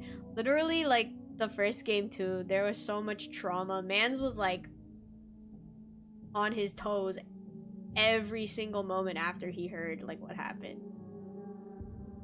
Perhaps Hinamizawa, or rather, Onigafuchiville, did something like that for the Watanagashi festival. Listen. Try. Can't you hear? I wanted nothing more than to not hear anything at all.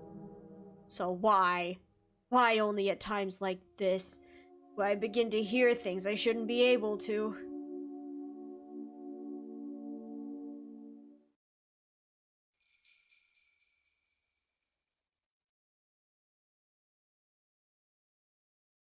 Takano-san, having realized she'd scared Shion and I enough at this point, smiled soothingly. Then she turned on her heel, raised the lantern, and began to walk again. If Takano-san left us there, we'd get even further away from the light. Shion and I, no matter how scared we were forced to follow Takano-san along on her field trip through the ritual storehouse.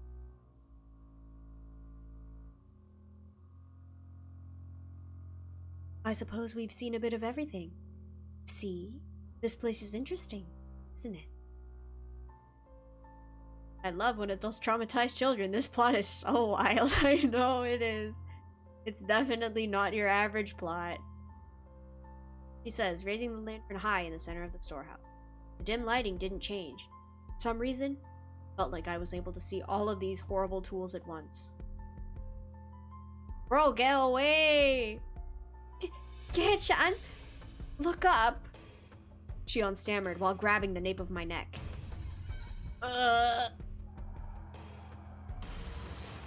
couldn't tell because it was so dark, but there were a lot more tools hanging from the ceiling as well. They all looked like they were made of iron bars, but then I figured it out. Cages. For cages, they were very small. Cramped cages just for one. Like a casket. Finally, the ceiling beams are of importance. I know! Too bad we didn't see anything hanging from them. Leaving it out. You got locked up in there. No, you wouldn't get locked up inside it. It was another tool meant for restraining people, where the iron bars would squeeze you tightly. So many big and large, things of all shapes, were hanging down. Takano-san's mention of execution by grilling crosses my mind. We weren't just surrounded on all sides by these terrifying instruments. Things crowding the ceiling were even hanging over our heads. There are many of these sorts of bird cages among European places. I'm surprised to see them in Japan as well. Get-chan, is there something in there? A person? A mummy? Where?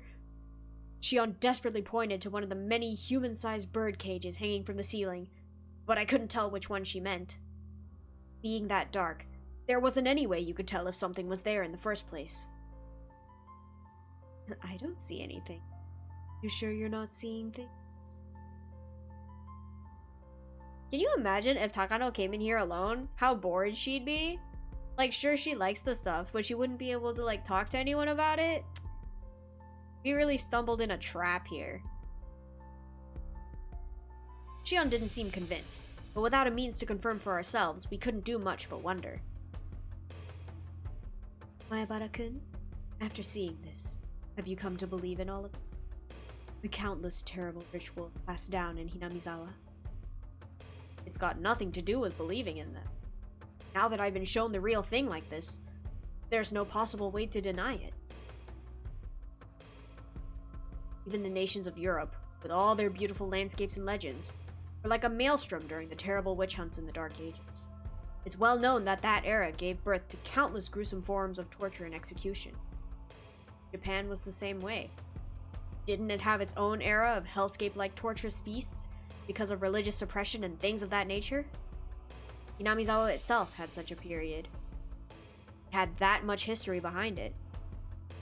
Even in Europe, land of the witch hunts, that was all far in the past, no more than a series of historical events. This age, nothing that abnormal would ever happen. That must apply to Hinamizawa as well. Just as Europe had its Dark Age, Hinamizawa had one too. That's how this should be taken. Even if these things all really happened in Hinamizawa, they're all long past. They don't have anything to do with the people living in Hinamizawa right now. Oh, welcome back, Kimono. A wildcat at your window. That's right, that's me. How are you doing? Mayabara-kun, you really do like this village.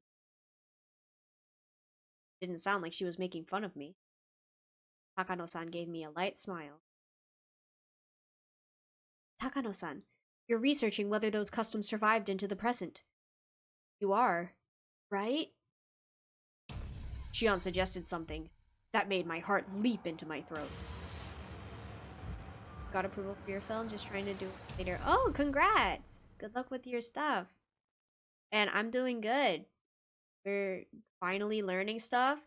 It's getting a little spooky. I'm enjoying this. Are you telling me that all these horrible things are still going on even today? I'm about to tell you as a secret, alright? I told you, Shion-chan, because you're an understanding person, but all the other villagers don't want it. Things go awry. I could be ganged up on and punished. Shion flashed a devilish smile, as if reveling in the immorality of it. Mayabara-kun, you keep it a secret too, okay? This gets out, suffer Oyashiro-sama's curse, or be made into a sacrifice. If it's the curse, then I wonder what kind of death it'll be this year. Well, isn't that a red flag? If it's the sacrifice, then will I be thrown into the Onigafuchi swamp while still alive? This tonight, you know. The night of Oyashiro-sama's curse. Takano-san said, bringing her face right up close to ours.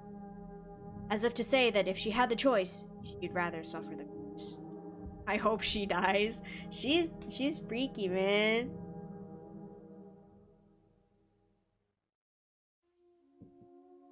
That was what she seemed to be implying.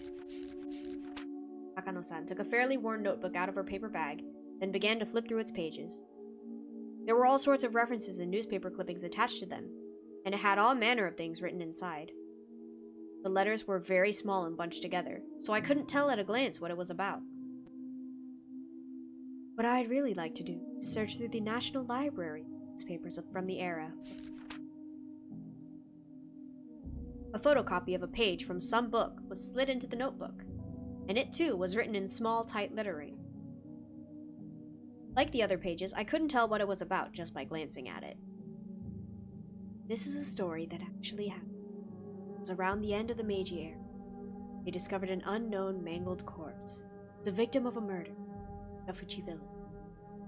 An old newspaper clipping attached to the page spoke of something that was no mere rumor. We don't have most police documents from this timing, so it's all based on oral tradition. See, it's not very clear, but it looks like a cutout of a newspaper from the Meiji era. Never before has there been a corpse treated with such cruelty and inhumanity. Could it be the work of a demon? Being a copy of a copy, it was very hard to make out, but it was more than enough to make me feel strangely tense. Near the end of the Meiji era, in old Onigafuchi village, a mangled corpse was discovered. The identity of the corpse was unknown. It wasn't even in a state where it could be identified in the first place. It was missing a head, and each limb was separated from the body. Skin had been peeled off the entire body, and there were markings that implied terrible torture in every place imaginable. Not only that, but the belly had been cut open by a sharp knife, with the entrails completely dragged out. Police immediately began an investigation, but since they couldn't even determine the identity of the victim, much less the criminal, Finding answers was extremely difficult. Stan must have been. Couldn't imagine such a strange sight, even if I tried. This was the first time I was ever thankful of my lack of imagination. The victim was skinned while still alive, underwent all kinds of torture, and was killed brutally. The author here also thinks that even after death, the remains were divided and dissected even further, the epitome of inhumanity. I'm of the opinion the process was performed while the person was still alive. What do you think? Town is so whack, all to stop the creation of a dam, right? Like, this is definitely, if it's not talking about the dam site director, then it's the dam site director death was definitely referencing it. Because that, spoke in a way intended to make me imagine even more vicious things. As my brain was already far over capacity, however, there was no way I could imagine anything more brutal. Then, when I broke my gaze from Takano-san's, strangely shaped weird tools were all around us. I wonder if you could faithfully reproduce the mutilated corpse discovered at the end of the Meiji era, with the tools found in this place. I want to deny it. I don't want to admit that something so terrible could have happened at all. Even so, they were so strange, so terrifying, these tools, as if they had seen through my attempt to escape from them, and they did nothing but ridicule me silently. So, that creepy incident, what was it in the end? The author says that, regarding Onigafuchi Village's dreadful customs, they've survived into recent post-Meiji days. They really tore the man apart, like how I eat string cheese. They treat the man like string cheese, for real, for real. That perhaps they lasted until around the beginning of the Showa period. This corpse, at a glance, appeared to have been brutally killed after a period of torture. In actuality, however, it was the pitiful sacrificial remains of the man-eater's terrifying feast. The corpse was just leftovers. It was so fantastic, so strange that it didn't feel real. Was this an extension of the legends too? It happened in the Meiji era, though, which is just too recent to be called a legend. Also, there's a newspaper clipping right here suggesting it. Okay, but even if it really happened, it was a long time ago, right? I mean, the Meiji era ended 100 years ago. That's all. Only 100 years ago. Besides, it kept happening even after the beginning of the Showa period. Like with the uproar around the post-war canned flesh incident. Oh, I apologize. That story was taboo, wasn't it? Takano-san immediately stopped talking, as if worried about Shion. Shion briefly looked somewhat angry, but that expression soon disappeared. Huh? Takano-san, what did you just say? Canned flesh? Just then, there was a huge creaking noise. Everyone whipped around to look. It was Tomitake-san, who had opened the door slightly. Did I startle you? Oh, Jiro-san, could you not resist seeing inside? This is a splendid treasure trove of torture devices. I'll pass on that. I'm bad with this sort of thing by nature. Takano-san held her stomach and had to muffle her laughter, as if she wanted to make a comment about his masculinity.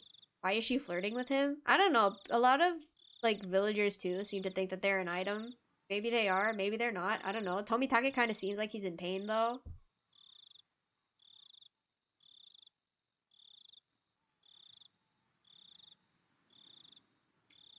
In any case, the dance and ceremony are over, and everyone's going down to the stream. The festival will be over within minutes. Oh, that's no good. Mahabara-kun is just such a good listener that I couldn't help telling stories. I'd really rather you not mention me in a place like this. Jiro-san, could you wait out front? I want to take a few pictures. There are actually a lot of tools I'd like to bring home. But we obviously can't do that. Takano-san took a camera out of her paper bag and began to snap photographs. She looked like she was having fun, like she was on a scavenger hunt. Keiichi-kun, are you leaving too? I've seen enough. Shion, you're good too, right? Let's get out of here. I want some fresh air. I agree. Let's leave. They've already trespassed, they might as well steal. That is true. They've committed crimes. Like, what's one more, right? Especially with Takano being so sus. Like, I feel like she could if she really wanted to. I did feel a bit of hesitation at leaving Takano-san by herself in this darkness. When I thought about it, though, I realized that whatever kinds of evil spirits and ghosts lurked in the darkness, none of them could hold a candle to how scary she was. Even if a phantasm were to appear, she'd be overjoyed and flash her camera at it. It seemed like Shion shared my somewhat rude mental images. We exchanged glances and smiled painfully. We left Takano-san there, bathed in her strobe of camera flashes, and decided to go leave the ritual storehouse.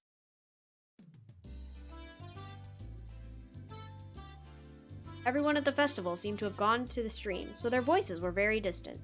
The voices of the bugs, on the other hand, were clear, lending an empty feeling of isolation to the place. How was it? Interesting? Tomitake-san gave us a somewhat mischievous grin. He should have been able to tell by looking at how pale our faces were. I should have kept watch outside with you, Tomitake-san. Tomitake-san laughed so delightfully that it wiped away our dark feelings. How did you fare, Shion-chan? You scared? I was prepared for it, so I wasn't too afraid, but seeing the real thing was powerful. Shion spoke like she wasn't scared at all. She really had been quite afraid, but seeing as how I was in way worse a state than her, I didn't have much room to talk. As Tomitake-san grinned candidly, my mind, exhausted and locked up by nervousness, began to calm itself. Was Takano-san an adult about this little expedition? You know how she seems like a child sometimes. That guy's jacked? I know, right? Like, I didn't know photography could give you guns like these. I was worried she'd be way too excited. You must lift cameras every day. Some beefy cameras, man. They gotta be big. Both Shion and I laughed and left that as our answer. Hopefully she was only looking at things. I'm worried she'll sneak something out of there, or mess with a ritual implement too much and break it or something. If doing photography makes me look like this, I'm in the wrong major. Honestly, though. Actually, camera stuff can be pretty heavy if you have, like, the tripod and everything. But yeah, this man's, he is something else. Right, that's quite possible. She is alone in there right now. She might pilfer something small and easily concealed, hiding it in her pocket. Yeah, I can see that. Shion said what I was thinking. You're sure she didn't break anything? I could clearly hear some noises, like someone jumping up and down. I was getting pretty nervous. I'm sorry. I ran out of film. Jiro-san, if you have any more, could I use some? Takano-san suddenly appeared while we were talking about her, taking everyone by surprise. Tomitake-san smoothly grinned and responded as if nothing had happened. He's pretty mature. Ah, I'm all out of spare film. Sorry about that. Jeez, you won't win any Pulitzer Prizes by not stocking enough film for any occasion, you know. I suppose that's it then. Tomitake-san scratched his head apologetically. Without film, we're done here. Takano-san seemed to have given up because of that too. We checked carefully to make sure we hadn't left anything inside, then closed the door and turned to the heavy padlock we left beside it. Takano-san, you didn't sneak anything out, right? How rude. I'm trying not to be that childish. Tomitake set the padlock back to the way it was before. From a cursory glance, it didn't look like thieves had snuck in at all. Okay, let's head over to the stream ourselves. If we don't at least set some cotton afloat, there won't be any point in coming to the festival. Tomitake-san spoke brightly, urging us all on. Setting cotton afloat down the stream. I shake my head a few times, driving away my dismal thoughts as to the double meat. Akano-san, looking a little let down, kept turning back to glance at the ritual storehouse. Why are they thieves? They just trespass? I know, right? I was wondering that too. Like, Keiichi really out here thinking they stole something. And maybe she did, we don't know. Let's just leave it at that, alright? You saw enough to sate your curiosity, didn't you? Oh, not at all. Everything I found only renewed my interests. All those stories and legends suddenly hold water. After today, I'm going to have to change the way I look at all this. Wow. She's truly indomitable. Her curiosity really is something else. Still interested in all this through and through.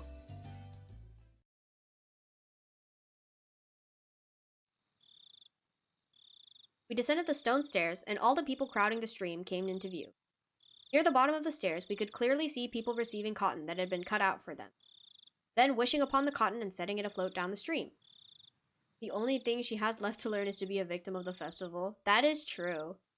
I'm sure she'll get her turn. The festival was already over. Hey, I missed my chance to photograph the best part of Watanagashi. Oh, but it's not too late. I'm going to go set some afloat. Perhaps you could take pictures of me? Why is she so close?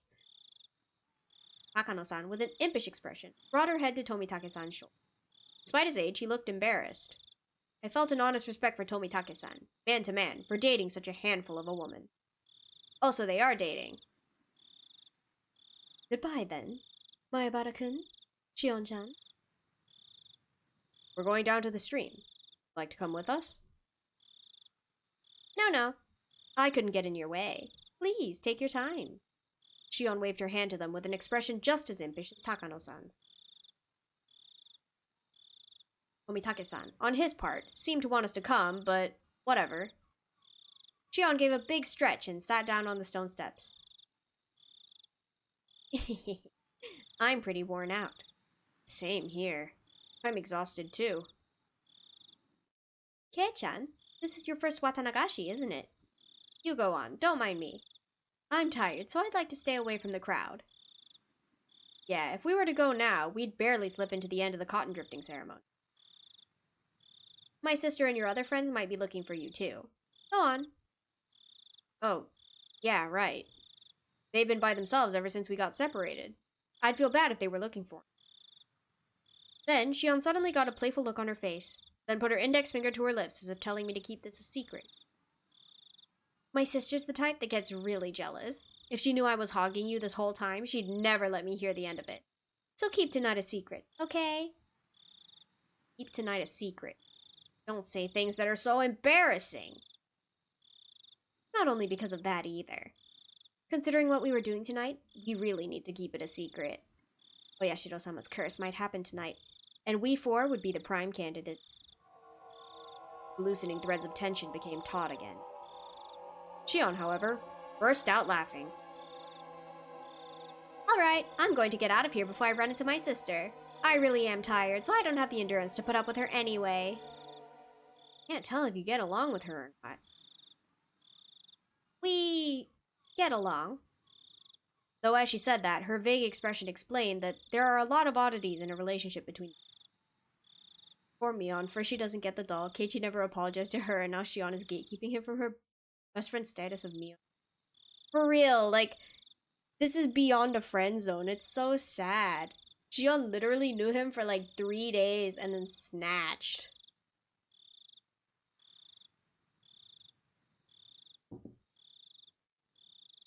Like, yeah, Mion's not saying anything, like, she's being son about it, but still, this is me. I'm an only child, so I don't really get it. Make sure you get along with her, okay? Right. Thank you kindly for your meddling. Okay, I'm gonna go. You should hurry up if you want to make it, Kei-chan. Watanagashi really is about to end. Shion stood up and brushed the dust off her backside. After watching her do so, I returned my eyes to the final ceremony of the Watanagashi festival. Seriously, though. What's that sound, anyway?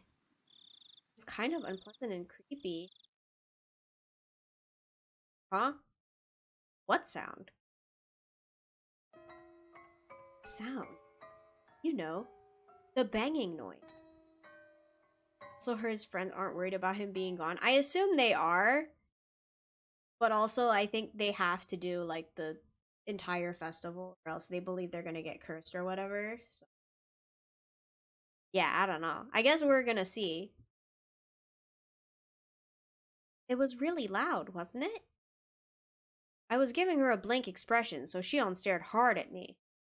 I stared hard at her, too. Sorry, Shion. Could you give me the short version?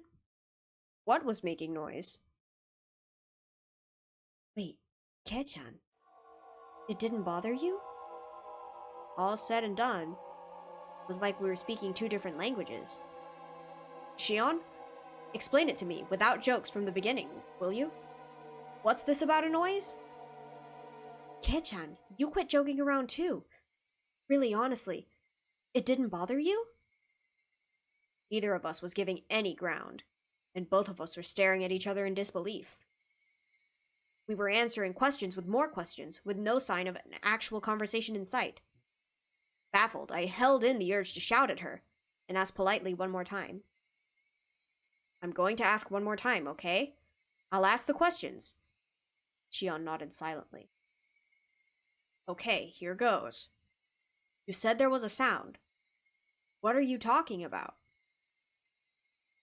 The banging sound. It was like a kid was jumping up and down on the floorboards, somewhere far away. It really didn't bother you?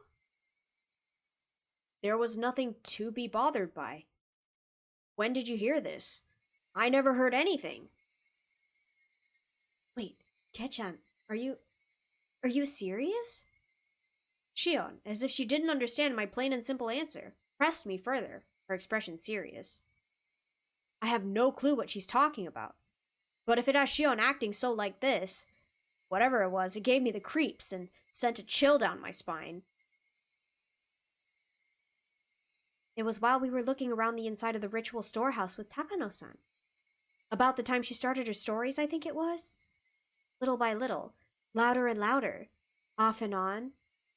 She heard a banging sound, like a child jumping on distant floorboards. That can't be true. Don't start trying to scare me after all that. I didn't hear anything at all. In fact, it was so utterly silent in there that my own heartbeat was almost deafening. Please don't try to scare me either, Kei-chan. It was like something was making noise in time with Takano-san's scary stories, and I was totally creeped out the whole time. The chill rose from my spine to the back of my head. My blood turned cold as it crawled up my body. When it reached my head, my mind froze over. I feel this game is gonna become like Corpse Party and get mega scary. I mean, that's the point of this game. It's a horror. So I hope so. I've never tried Corpse Party, but yeah, it's supposed to be pretty scary. You and Takano-san weren't paying any attention to it at all, so I pretended not to hear it either, but you heard it, right? It happened a bunch of times, and it was really loud. Shion's eyes were begging me to tell her I heard it. I had no doubt, however, that my own eyes suggested something entirely different. You've gotta be kidding look. Got a friend Corpse Party and they didn't make it past chapter 1. Oh, dang. We went from Uwu Curry Battle to Torture Chamber and Gut Festival. Yeah, it goes from 0 to 10 real fast. In that storehouse, we were surrounded by brutal ritual tools that looked like they were from another planet, listening to terrifying old stories. The whole time, Shion had been hearing a sound that we couldn't hear. By herself. Okay, but I think Tomitake heard it too, because he said there was banging. Should that make Shion, who heard it, tremble? Or should it make me, who didn't hear it, tremble? Didn't know the answer to that at the time. For now, Shion seemed to have made that decision before I did.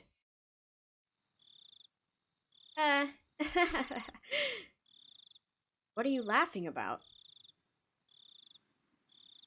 Girl. I really got you, Kei-chan. I was fibbing the whole time.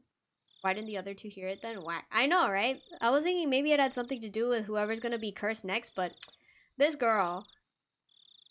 What? Shion laughed, saying how easily scared I was and clapped me on the back. Her smile seemed somehow artificial and actually made me feel worse.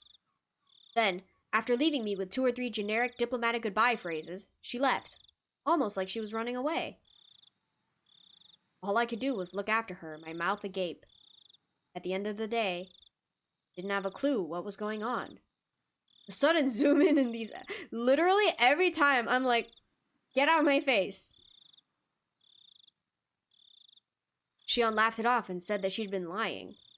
But she couldn't possibly have been lying. Of course not. And now that I think back, Tomitake-san said the same thing, didn't he? I could clearly hear some noises like someone jumping up and down. I was getting pretty nervous. Tomitake-san, the most neutral party present at the time, had said he'd heard something. Then, that noise. It was real? The banging sounds. Sounds as though a child was jumping up and down on some kind of floorboards far away. Oyashiro-sama's curse, which happens every year, might happen again tonight. The most plausible victim candidates were Takano-san, Tomitake-san, Shion, and me. The bustling of the people sounded further away than I would have liked, and the sounds of the insects sounded too close for comfort. I'm near so much human warmth, yet I can't go back ever again. That was the ominous idea that sprouted in my mind. Then, all of a sudden, I was pounced on from behind, causing my heart to lurch. Keiichi, we found you. It was Rika-chan. When I turned around, Mion and Rana were there too. We finally found you. Now we just need to find Satoko. Keiichi Kid finally gonna get his just desserts for being a simp. That is so true. Something gonna happen. Everyone got split up this year. We should make sure we have somewhere to meet up afterwards next year. Oh. You're right. It's a festival, so we should all be together. I listened to Mion's happy declaration with a bit of guilt. Keiichi, did you root for me while I was dancing? Yeah. I saw it all. You did a great job all the way through. No mistakes either. Uh-oh. Yeah. That's right, Rika-chan. That didn't count as a mistake. I tensed up as I realized I'd made a mistake of my own. Mion slapped a hand on my shoulder a little roughly. A gross sweat broke out over my whole body. Did you do it too, Kei-chan? Did you get some cotton and send it down the stream? You haven't yet, right? But I could feel her saying. Without the courage to tell any more lies, I lifelessly shook my head. Huh? You haven't, Keiichi-kun? You should go now or it'll be over. It'll be over. Sorry. This is my first Watanagashi, so I don't really understand the rules and stuff. That's right. I'm sorry. Mion took my hand and we started walking down the stone steps. Hey, Kei-chan. What? Did you see Shion? My heart skipped another beat. Maybe Mion could sense my surprise through my hand. No. Oh, well, I sort of think I saw her. You two look so alike, though, so it might have been you. Wouldn't have gotten that wrong. We're wearing different clothes. Huh? Oh, that's right. Mion's momentary silence was like a death grip. He's such a bad liar. I know, he can't tell a lie to save his life. I just can't do anything about that, Shion. Well, it's her we're talking about, so we could just leave her be. Mion's expression returned to her former usual smile, and we continued down the stone steps, her firmly pulling my hand along. Sus.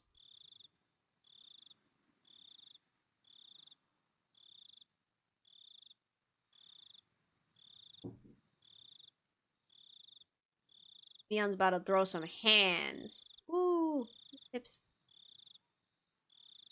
What a wild chapter. I know, right? Look at these tips. Plumbing the depths. I got a new achievement. Alright, from the scrapbook 4.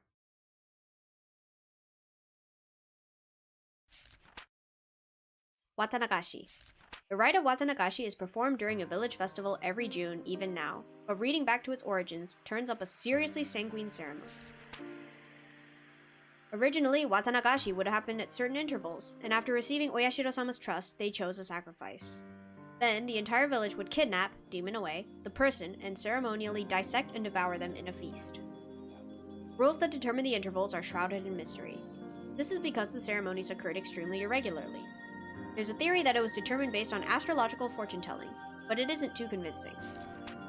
The residents of ancient Onigafuchi village firmly believed that they were half men, half demon transcendents, that they were more valuable than humans were, and they forced people within and without to accept that.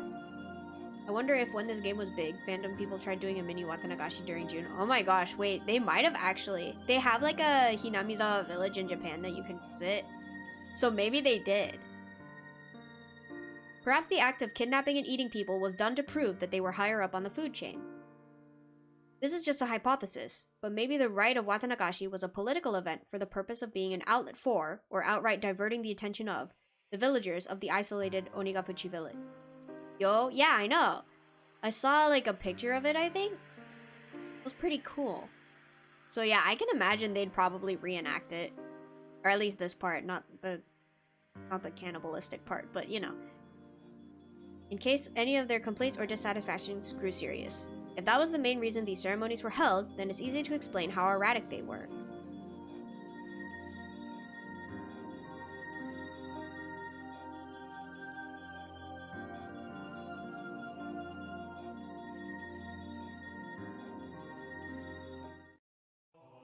From the scrapbook 5.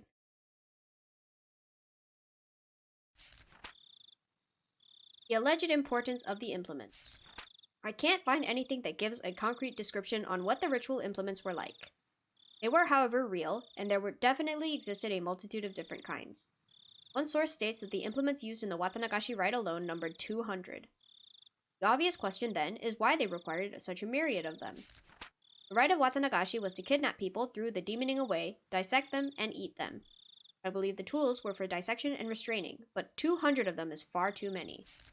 Generally, the tools evolve in such a way as to reach a solution for certain problems. Once you've reached the ultimate goal, that is, attain a certain level of efficiency, the tool's evolution normally stops there. Regardless, why would they have created so many different kinds? One of the cultural elements responsible for diversification over time is that of entertainment. Tools used for entertainment would evolve over time and branch out. Unlike normal tools, reaching the ultimate goal would be more of a dead end, and in searching for the next goal, they would split into many different subtypes. So then, perhaps it's not a stretch to suggest that these 200 plus implements had some entertainment value. This is just a hypothesis, of course, but maybe the human dissection process was viewed as a type of entertainment. 3 families of old would develop one new implement, dissection tool, after another, and each was very novel and attracted spectators to keep them from growing bored. It's not unimaginable. All of them have to be enshrined within that storehouse. There isn't much longer until the night of the Watanagashi. Though its original intent has been lost, I will reveal the secrets of the traditional ceremonies night within the ritual storehouse. Can't restrain my excitement. Watanagashi cannot come soon enough. This sounds like a note from Takano.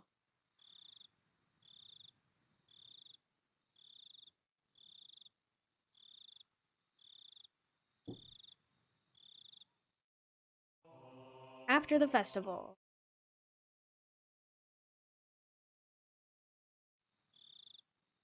Late that night, tensions in the police station were strained. The silence, many of the staff members' eyes shifted back and forth between the clock and their telephones, counting the seconds in that stifled atmosphere. Kumagaya-kun burst in with the young guy trailing behind him. "Oh, Ishii-san, I got the autopsy results. The court physician just got here. I'm ready to go, sir. I'll head straight for the burned body's location." Burned? I forgot the police were just gonna let people die. They apparently did. They got a body. "Uma-chan, things have gotten a bit complicated. They appear to be having a difficult time determining who the victim is." "They have been dismembered?" Hope took to a nice light brown.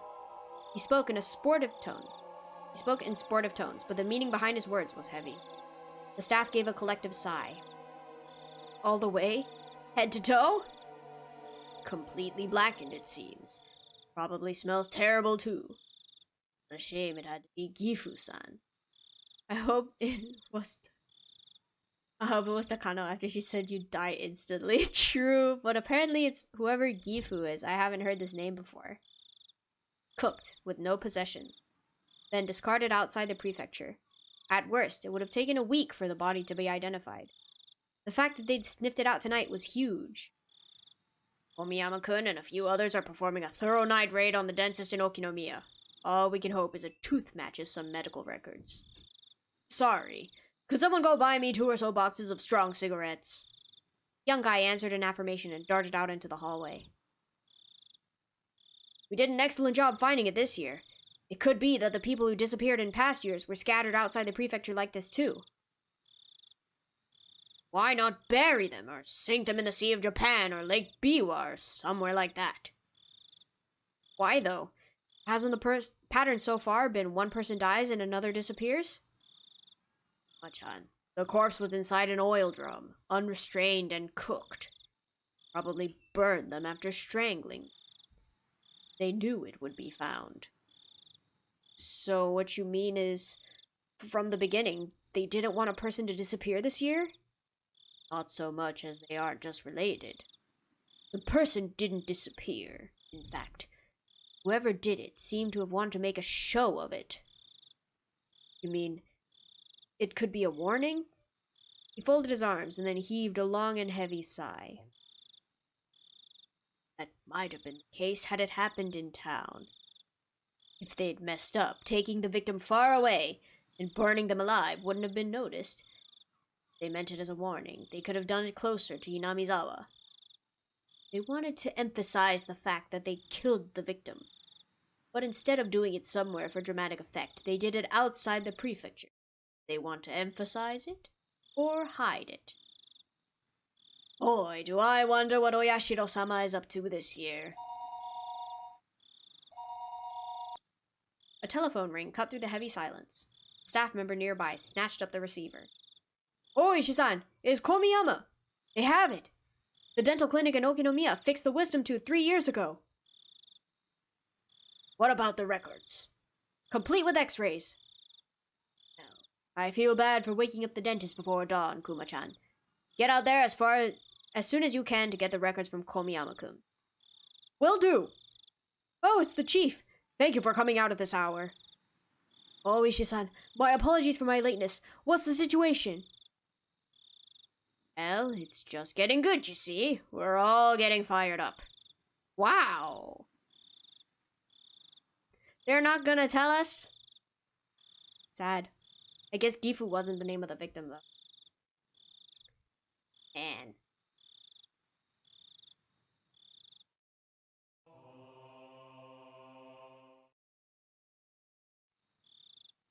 Well, that was a long chapter. Yeah, what a wild ride, for sure. I'm excited for the next one. But that'll be for next week. I have some other stuff planned for streams this week.